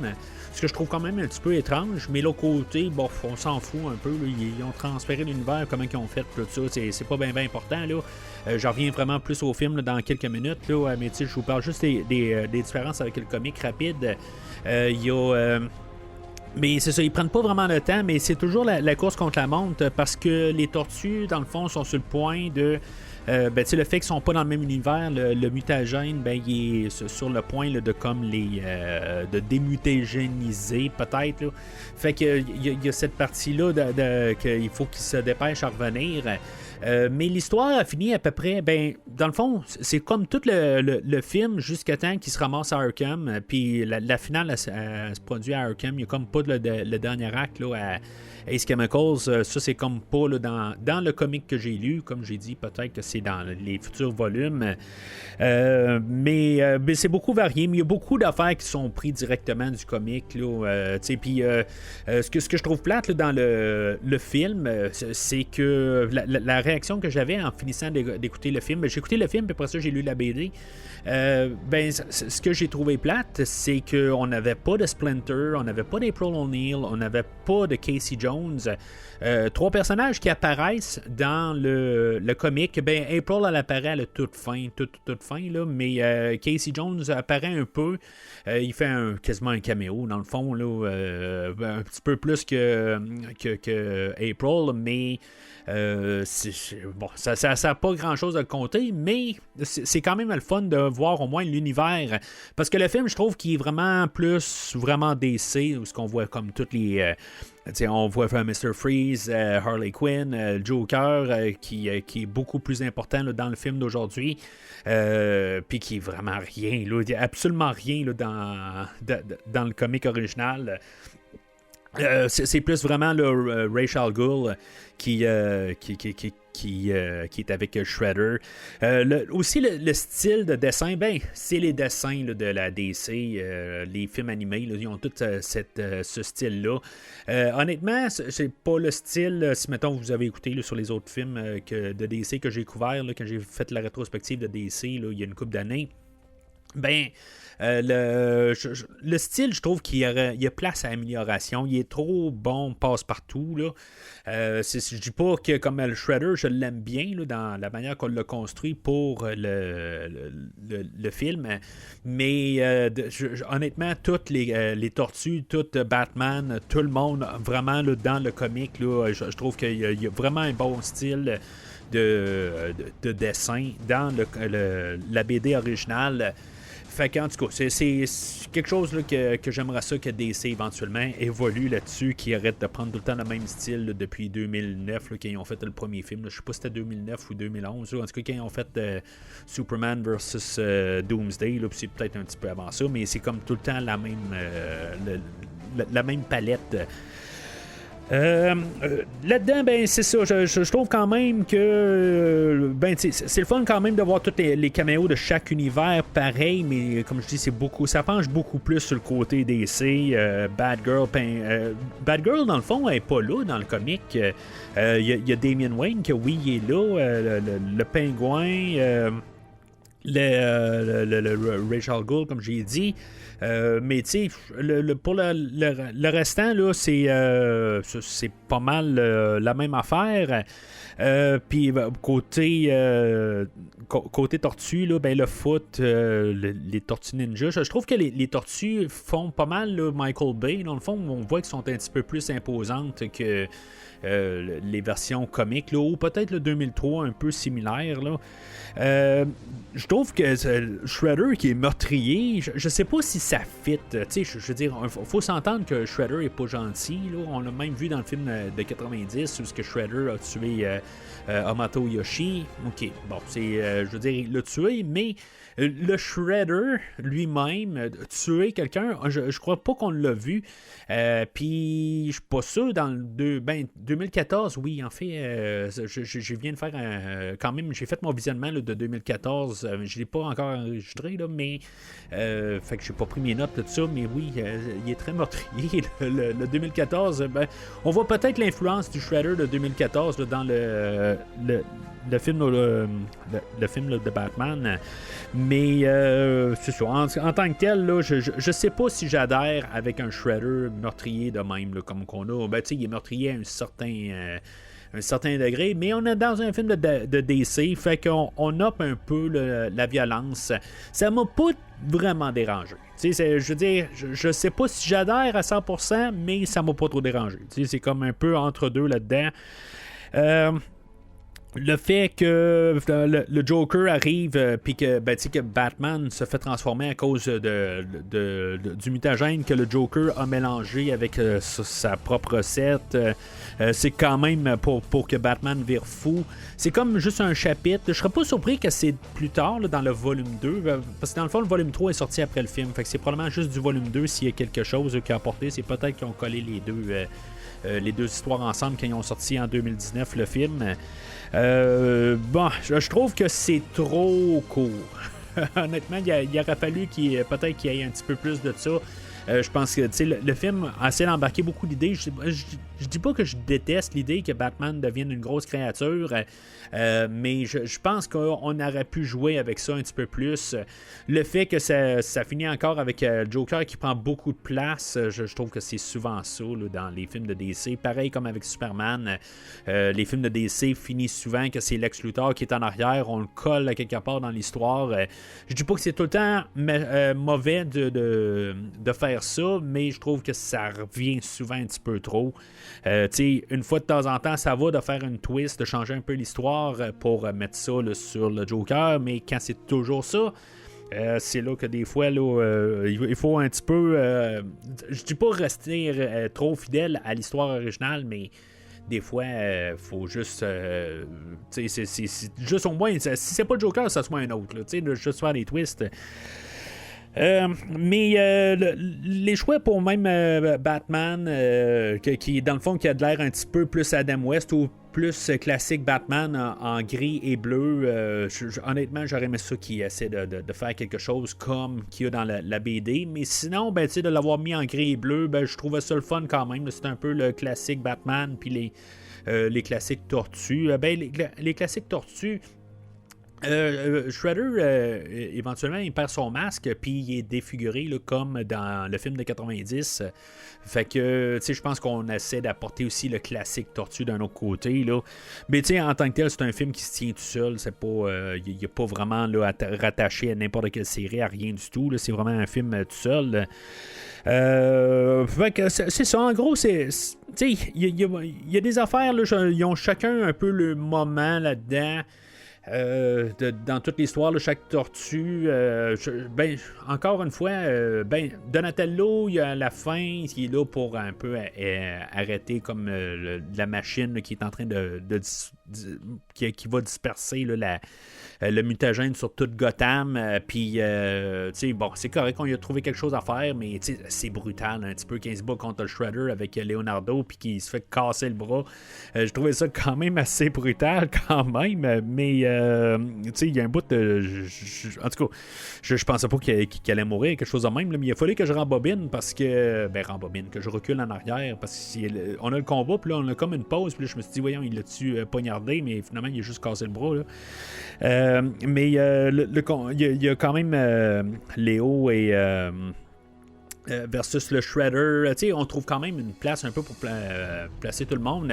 Je sais pas si Michelangelo est pas un petit peu trop exagéré dans le côté ridicule dans cette version-là. Comme on a fait un petit peu dans le 2009 de Turtles Forever, on a exagéré un petit peu les tortues de 87 qui sont un petit peu trop enfantins. Même dans la BD, Michelangelo puis la plupart des tortues sont un petit peu trop obsédés par la pizza.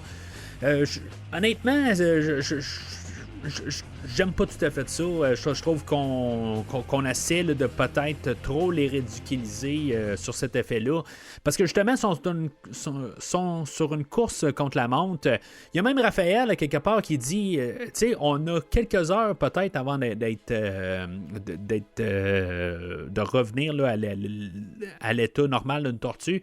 Et il se fâche de tout ça. Puis là, les autres, ils veulent manger de la pizza. C'est comme. C'est même Leonardo aurait dû embarquer là-dedans. C'est Raphaël qu'il faut qu'il arrive et qu'il soit fâché là-dessus. C'est un petit moment un petit peu avec Batman que lui, il est en train de... c'est l'anniversaire là, de la mort de ses parents là, qui arrive, tout ça. Puis tu sais, c'est un bon petit moment qu'il y a entre Batman et Raphaël.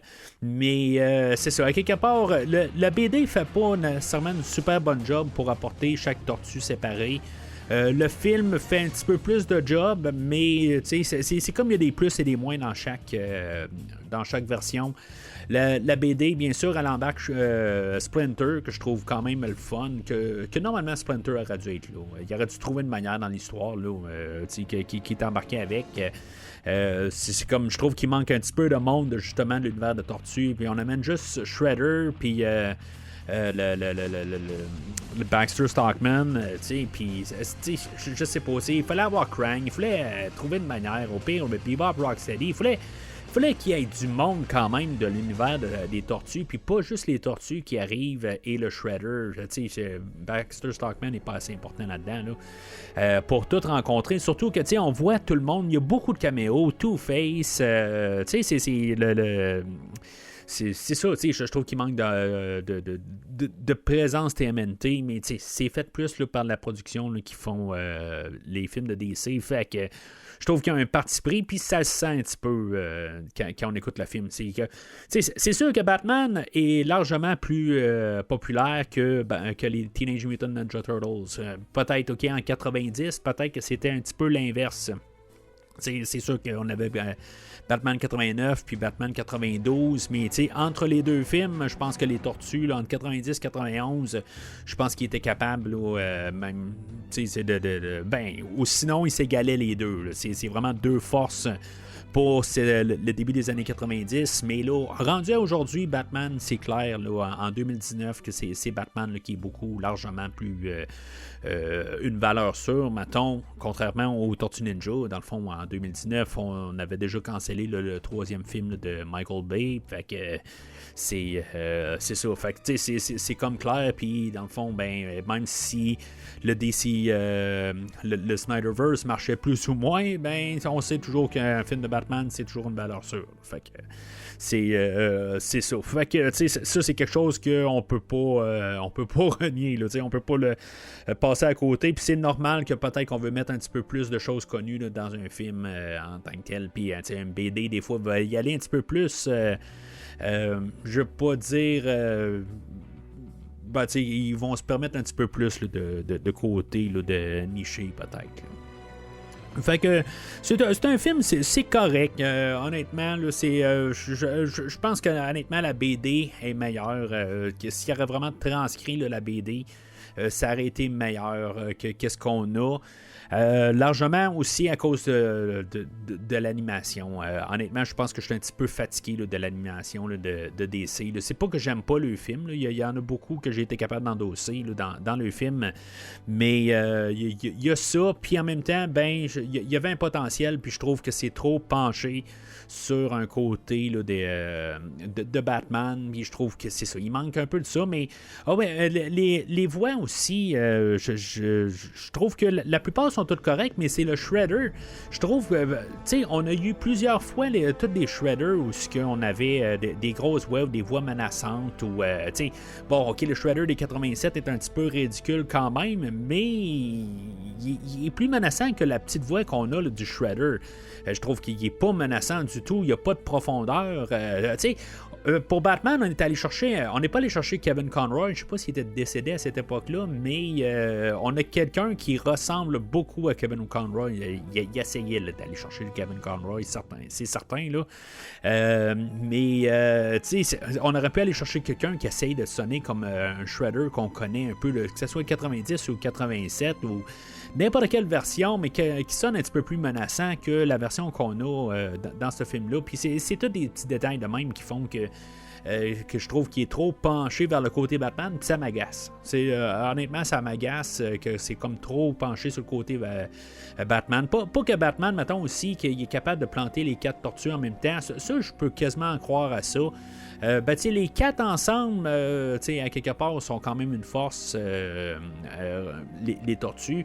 Mais je suis capable de comprendre que Batman est capable d'avoir des ressources, de pouvoir se battre contre les 4 en même temps. Fait que c'est beau, je suis capable de prendre ça. Je prends pas ça contre l'idée, mais c'est ça. Mais c'est vraiment le film. Je trouve que il y a l'air plus d'une histoire de Batman avec les Tortues Ninja. Pas qui caméo, mais sont genre là à 37% du film. C'est plus un 63% Batman et un 37% Tortues Ninja. Fait que, bon, surtout pour la rétrospective, qu'on est plus dans le côté Tortues Ninja, je trouve, je vais y mettre un jaune. Honnêtement, un jaune, vers peut-être un peu le vert, mais ça reste quand même dans le territoire du jaune.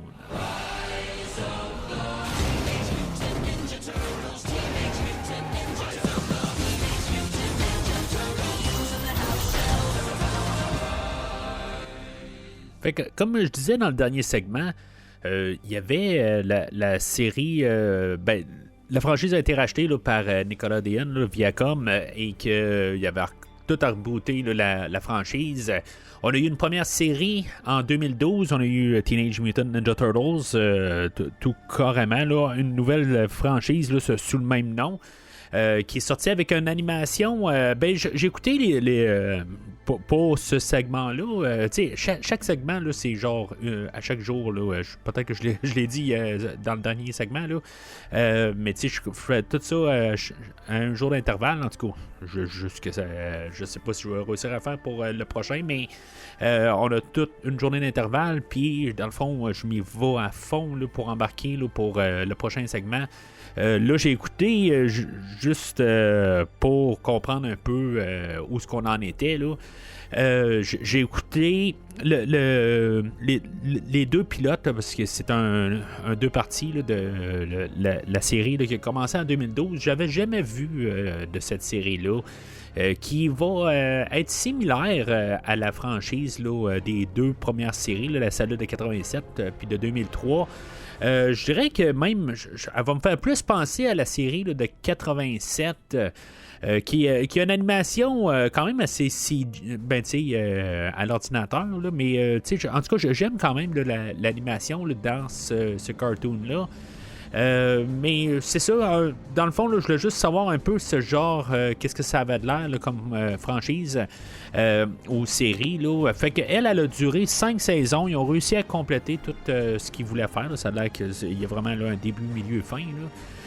Puis ils voulaient rembarquer Krang comme dans l'histoire, parce que je pense que il l'avait même en 2003. Fait que je sais pas pourquoi ils disent qu'ils voulaient quand même rembarquer le Krang dans la franchise, mais Dans le fond, il y a une nouvelle histoire beaucoup inspirée là, de la franchise de 87.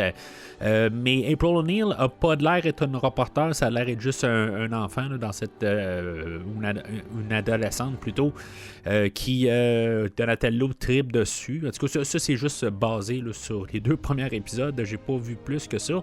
Mais je dirais que le Shredder qui était introduit là, à la toute fin là, du 2e épisode semble, je dirais peut-être que le film de 2014 va savoir inspirer beaucoup de ce genre de Shredder-là. En tout cas, c'est vraiment le même genre de feeling que j'ai là, dans le premier film là, produit par Michael Bay. Mais, en tout cas, ça pourrait m'intéresser de vouloir continuer à s'écouter cette franchise-là, ou cette série-là, celle-là de 2012. Mais honnêtement, si maintenant je suis pour procéder là, à écouter une série là, peut-être on and off, ça va plus être celle-là de 2003 pour l'instant. Dans un futur. Là. Ça arrive une fois de temps en temps que j'ai une autre franchise que j'écoute dans des heures de break ou des affaires de même là, pendant que je travaille. Fait que ça pourrait arriver que peut-être que je vais écouter un peu là, celle-là de 2003, mais ça serait une belle alternative à la version là, pour les Teenage Mutant Ninja Turtles. Mais dans le segment d'ici, je vais parler là, du film Rise of the Teenage Mutant Ninja Turtles que originalement je voulais pas en parler, mais je me suis dit pourquoi pas en parler, c'est le seul film qui reste en bout de ligne. Fait que alors en voici le résumé. Dans un futur apocalyptique dominé par une menace extraterrestre, Casey Jones est envoyé dans le passé par Leonardo pour empêcher l'invasion des Krang, une race de conquérants impitoyables. De retour à notre époque, Casey retrouve les Tortues Ninja, Leonardo, Raphaël, Donatello et Michelangelo et leur maître Splinter. Cependant, cette version des Tortues est loin d'être prête pour une telle menace. Leonardo, en particulier, doit apprendre à assumer son rôle de leader alors que les Krang commencent leur attaque contre la Terre. Tandis que la bataille pour l'avenir de l'humanité éclate, les Tortues et leurs alliés doivent repousser les envahisseurs avant que le destin tragique de Casey ne devienne réalité. Ce film-là, par contre, il fait suite aux 2 saisons de Rise of the Teenage Mutant Ninja Turtles la fin a été précipitée. Je vais le dire tout de suite, c'est pas mon genre d'animation. Là. C'est beaucoup plus hyperactif. On avait ça me fait beaucoup penser maintenant à Teen Titans ou quand j'ai couvert le Star Trek là, la franchise là, de Lower Decks qui est beaucoup plus énervé. Ça me fait beaucoup penser à ce genre d'animation-là. C'est sûr qu'il y a beaucoup de couleurs vives. C'est vraiment riche comme visuel. Encore là, j'ai écouté le pilote aussi, juste pour comprendre un peu, voir qu'est-ce qu'on avait de différent. J'ai écouté le pilote puis écouté le film là, de 2022. J'ai pas grand-chose à dire sur le film, malgré que c'est juste une poursuite tout le long. Dans le fond, il y a juste comme une attaque au début, puis après ça, Casey Jones est ramené. Ça commence dans un futur, je pense que c'est en 2044, puis après ça, ils sont ramenés dans le passé, où juste Casey Jones, dans le fond, est ramené dans le passé, puis qui est plus un genre d'adolescent. Puis, dans le fond, il doit empêcher que le Krang attrape une clé et que finalement ça l'amène là, à ce que il y a genre la fin du monde. C'est un peu un scénario là, de Days of Future Past là, des X-Men. Fait que je suis jamais vraiment fan là, du côté là, de réécrire l'histoire. Là, quand les choses doivent arriver d'un sens, ils doivent arriver. Mais c'est pas que ça me dérange. Ce que je trouve pareil intéressant, c'est la manière que le film commence. C'est qu'on sait que comme que les tortues vont mourir, puis ils meurent comme au début du film.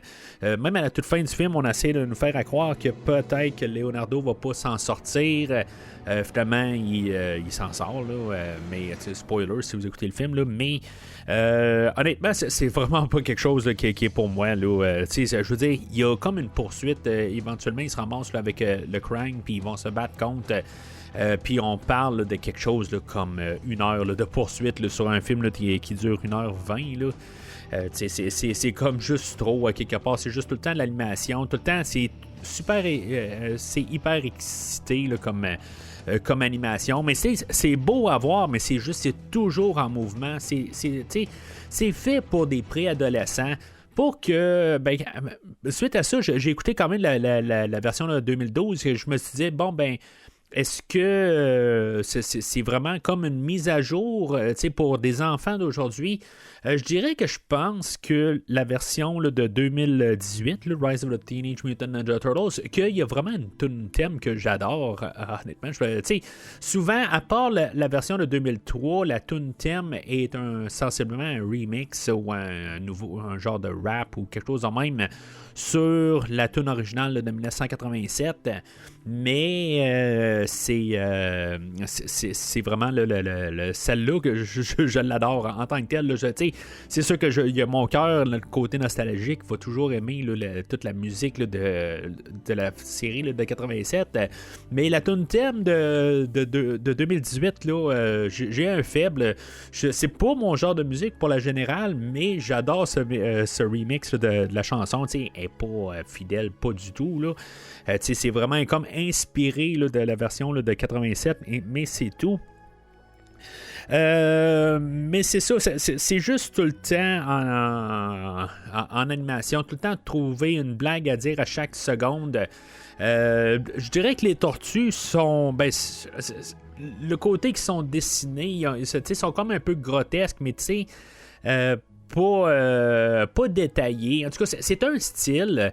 Je parlais justement là, dans la dernière partie là, avec Batman versus TMNT, que j'aimerais ça qu'il y ait un autre style là, pour les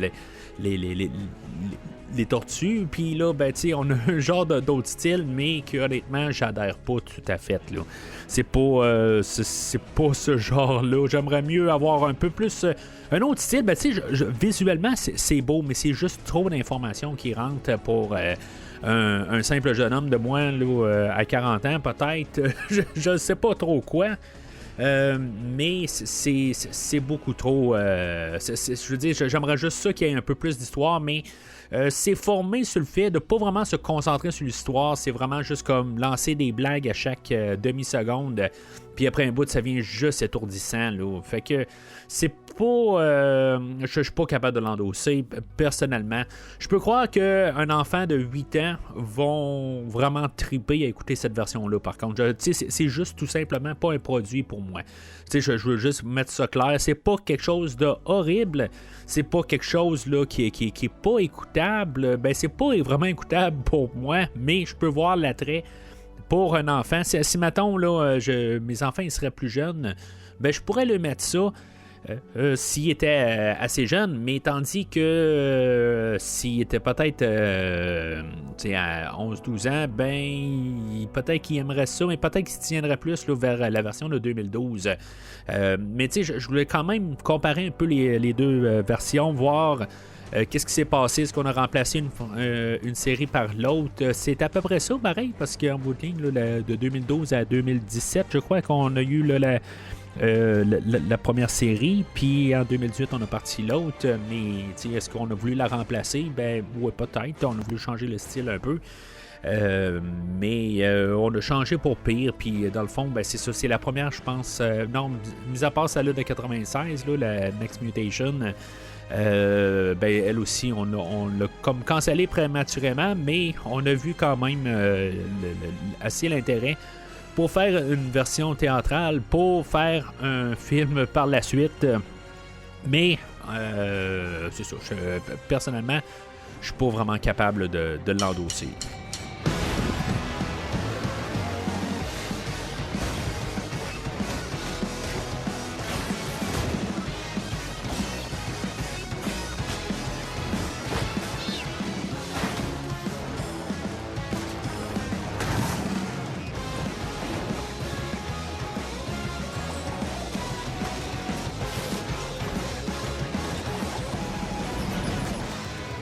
Alors, en 2023, suite, dans le fond, à, je sais pas si on peut appeler ça à l'échec là, de Rise of the Teenage Mutant Ninja Turtles, on a eu un autre film pour commencer une autre série qui s'appelle Teenage Mutant Ninja Turtles Mutant Mayhem, sorti en 2023.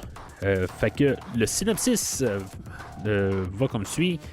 Après avoir passé toute leur vie cachée dans les égouts de New York, Leonardo, Michelangelo, Donatello et Raphaël aspirent à être acceptés par les humains et à vivre comme des adolescents normaux.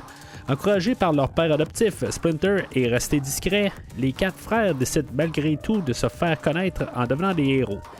À l'aide d'April O'Neil, une lycéenne passionnée de journalisme, ils s'attaquent à un mystérieux syndicat du crime dirigé par Superfly, un mutant charismatique qui rassemble d'autres créatures transformées par le mutagène. Mais lorsque les tortues découvrent le véritable plan de Superfly, dominer le monde aux côtés de son armée mutante, elle réalise qu'être acceptée par la société est moins important que de la protéger. Fait que c'est ça. C'est une version je vais commencer par l'animation. J'adore vraiment le style animé là, de ce film-là.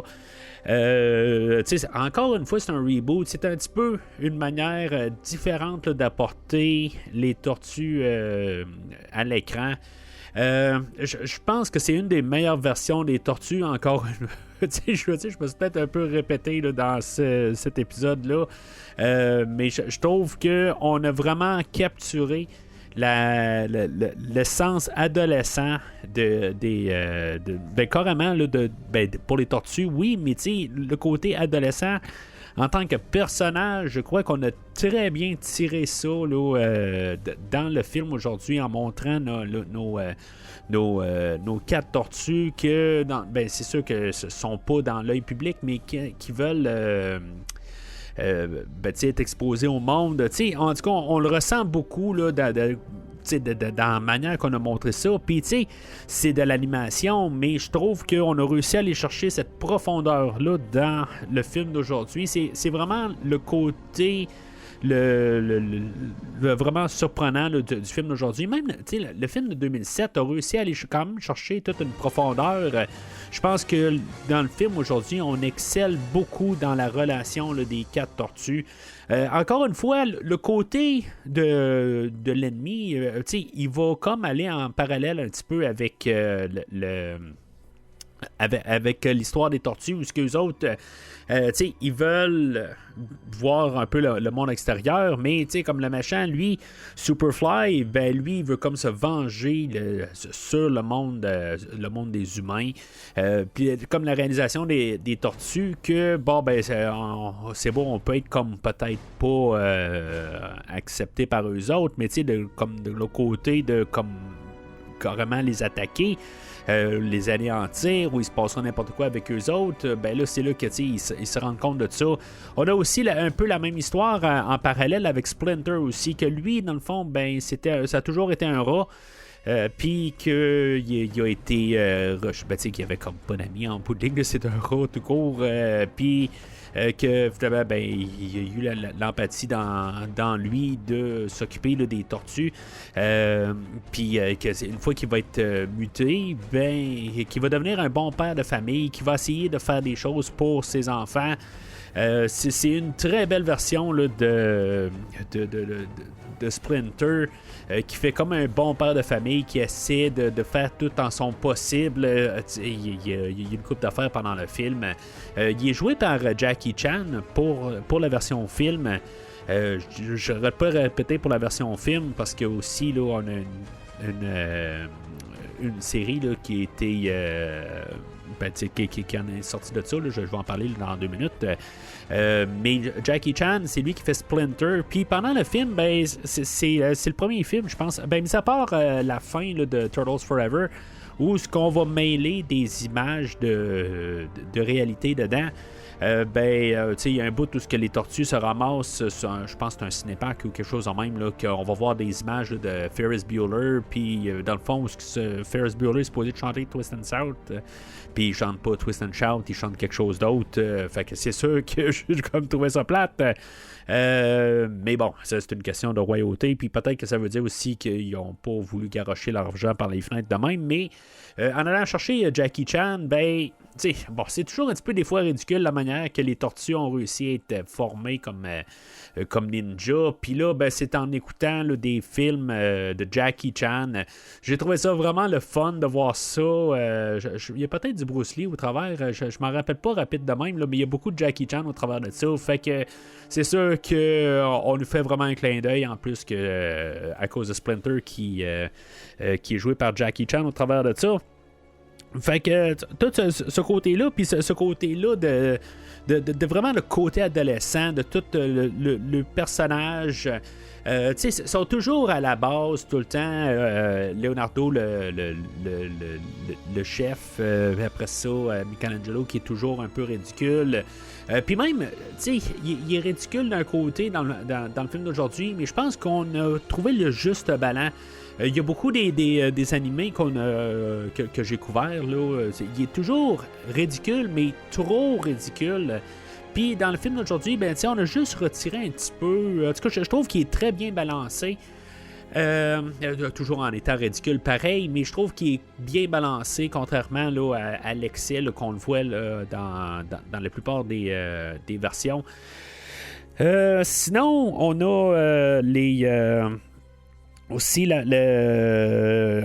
a des mutants. Dans le fond, on a Bebop et Rocksteady qui font un retour aujourd'hui. Puis, dans le fond, ils sont comme partis sur l'équipe à Superfly, mais c'est pas long ce qu'ils vont se joindre aux tortues. C'est vraiment un côté intéressant de voir que, dans le fond, pas mal les mutants sont du côté des tortues et ne veulent pas la domination de la Terre. C'est vraiment assez spécial comme idée de les voir du bon côté. Bon, est-ce que dans la série, finalement, ils virent d'un autre côté, ils vont virer sur le côté du Shredder? C'est sûr qu'à la toute fin, on nous promet que la prochaine fois, on va avoir le Shredder.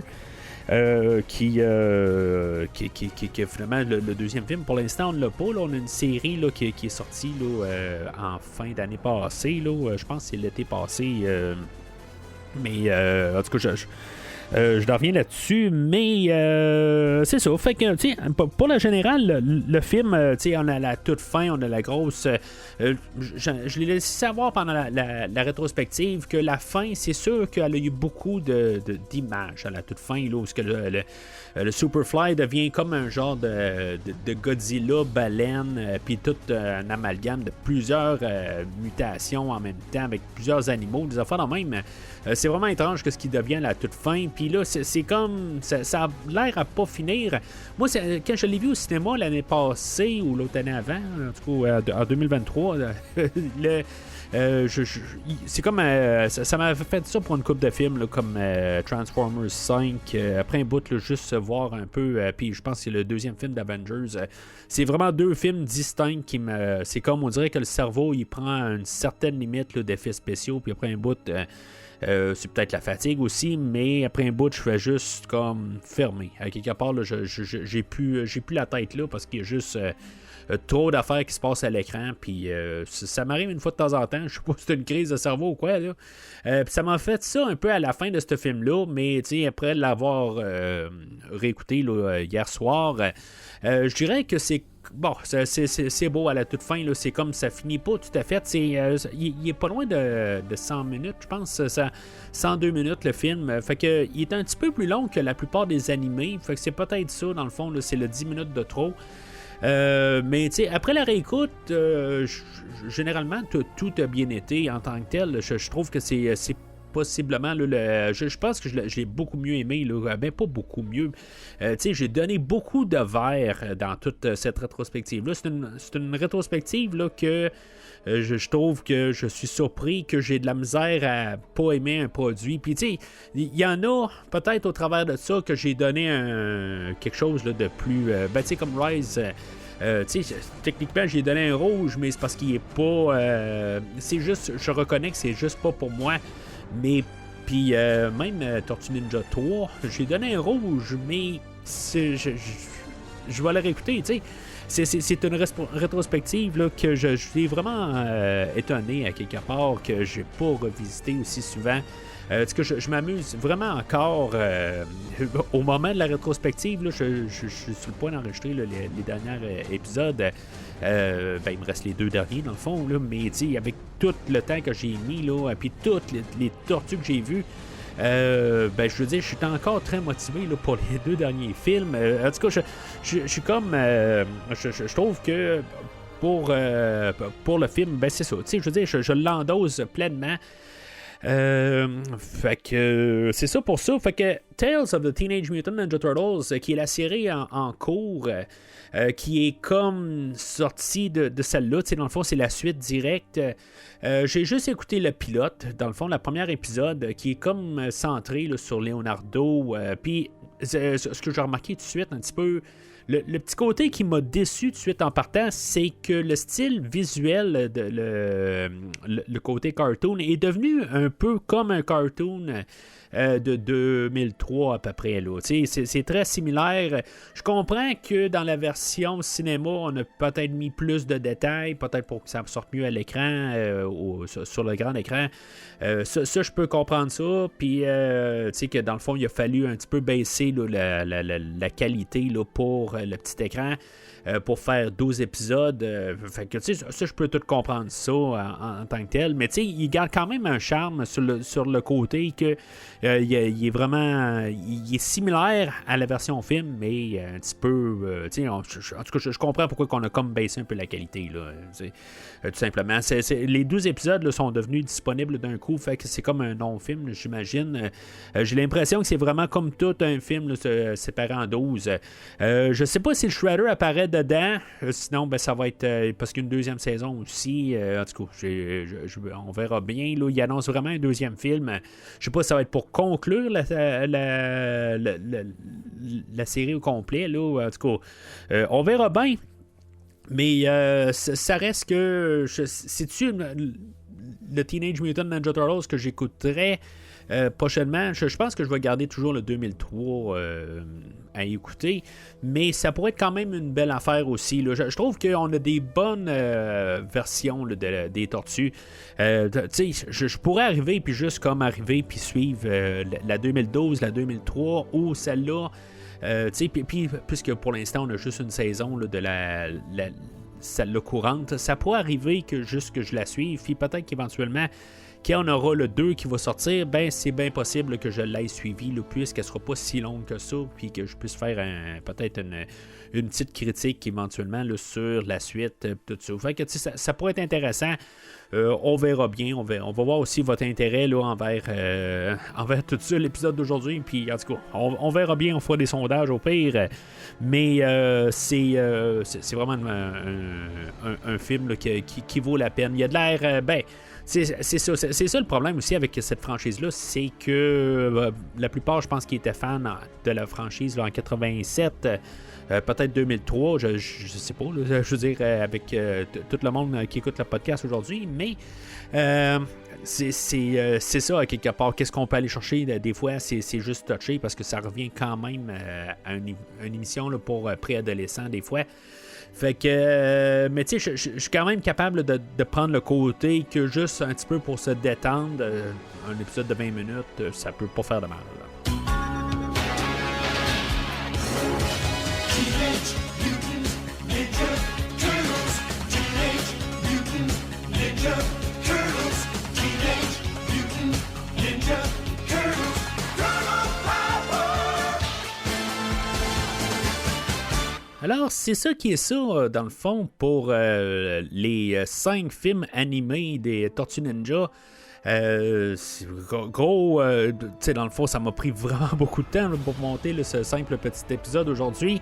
Mais j'espère que vous avez fait là, le tour avec moi là, de toutes ces 4 franchises, ces 5 films-là qui valent pour la plupart la peine, en tout cas juste pour vraiment tout essayer là, de tout voir un peu les différentes tortues au travers là, des 20 dernières années. Puis que, dans le fond, c'est le fun de voir quelque chose qui était assez puissant là, dans toute comme mon enfance ou mon préadolescence, puis que, dans le fond, qui est toujours aussi forte aujourd'hui, puis qu'il a été redéfini par toutes les années.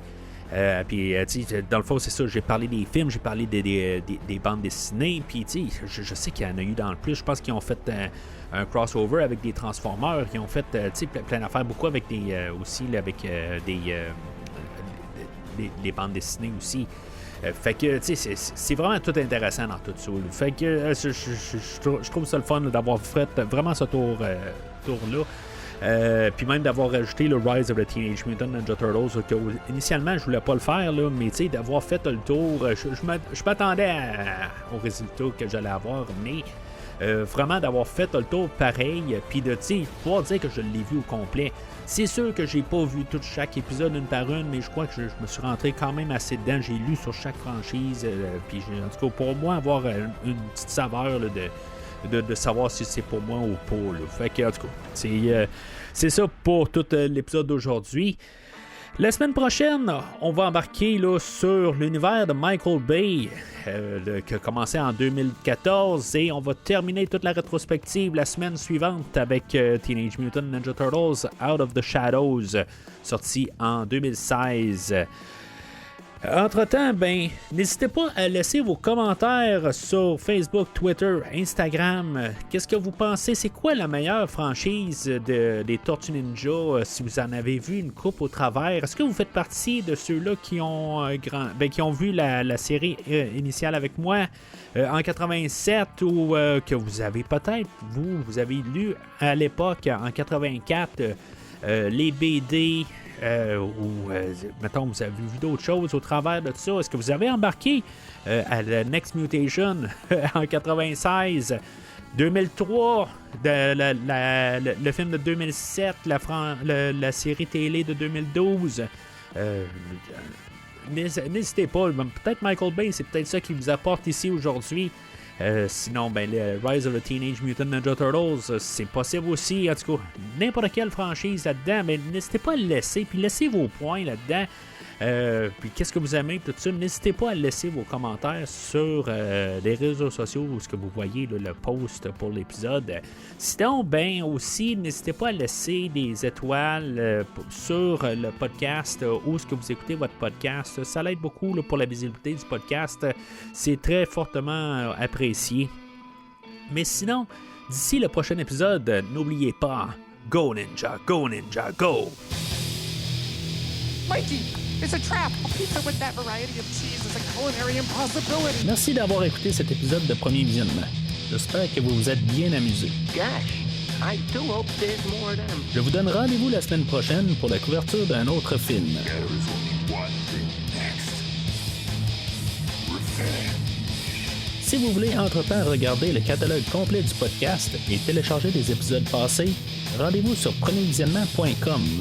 Ninja is a master of himself and his environment, so don't forget, we're turtles! Vous pouvez aussi suivre le podcast sur plusieurs plateformes, dont Apple Podcast, Spotify, Podbean, Google Podcast, Amazon Music et YouTube. N'hésitez pas à donner une critique de 5 étoiles sur la plateforme de votre choix. They were my childhood pets, and they were named after Italian Renaissance painters. Vous pouvez également suivre Premier Visionnement sur Facebook et Twitter pour rester informé de nouveaux épisodes. Anyway, enough of this camaraderie. When we get together and bust some skulls. Premier Visionnement a besoin de votre aide pour grandir. Vous pouvez partager le podcast avec vos amis qui s'intéressent au cinéma de tout genre. Wise fans say forgiveness is fine, but never pay full price for late pizza. Le podcast a également besoin de votre support monétaire pour continuer. Avec un don de 10$ pour un ou 25$ pour 3 films non franchisés disponibles sur Netflix ou n'importe quel support nécessitant pas un achat, le podcast s'engage à couvrir votre choix dans les 3 mois pour vous remercier de votre don. Bite, bite, kitchen, kitchen. Yeah. En espérant vous voir au prochain épisode. Well, dudes, I'd say that's pretty much a wrap. Yep. Cowabunga? Cowabunga! Yeah! Cowabunga!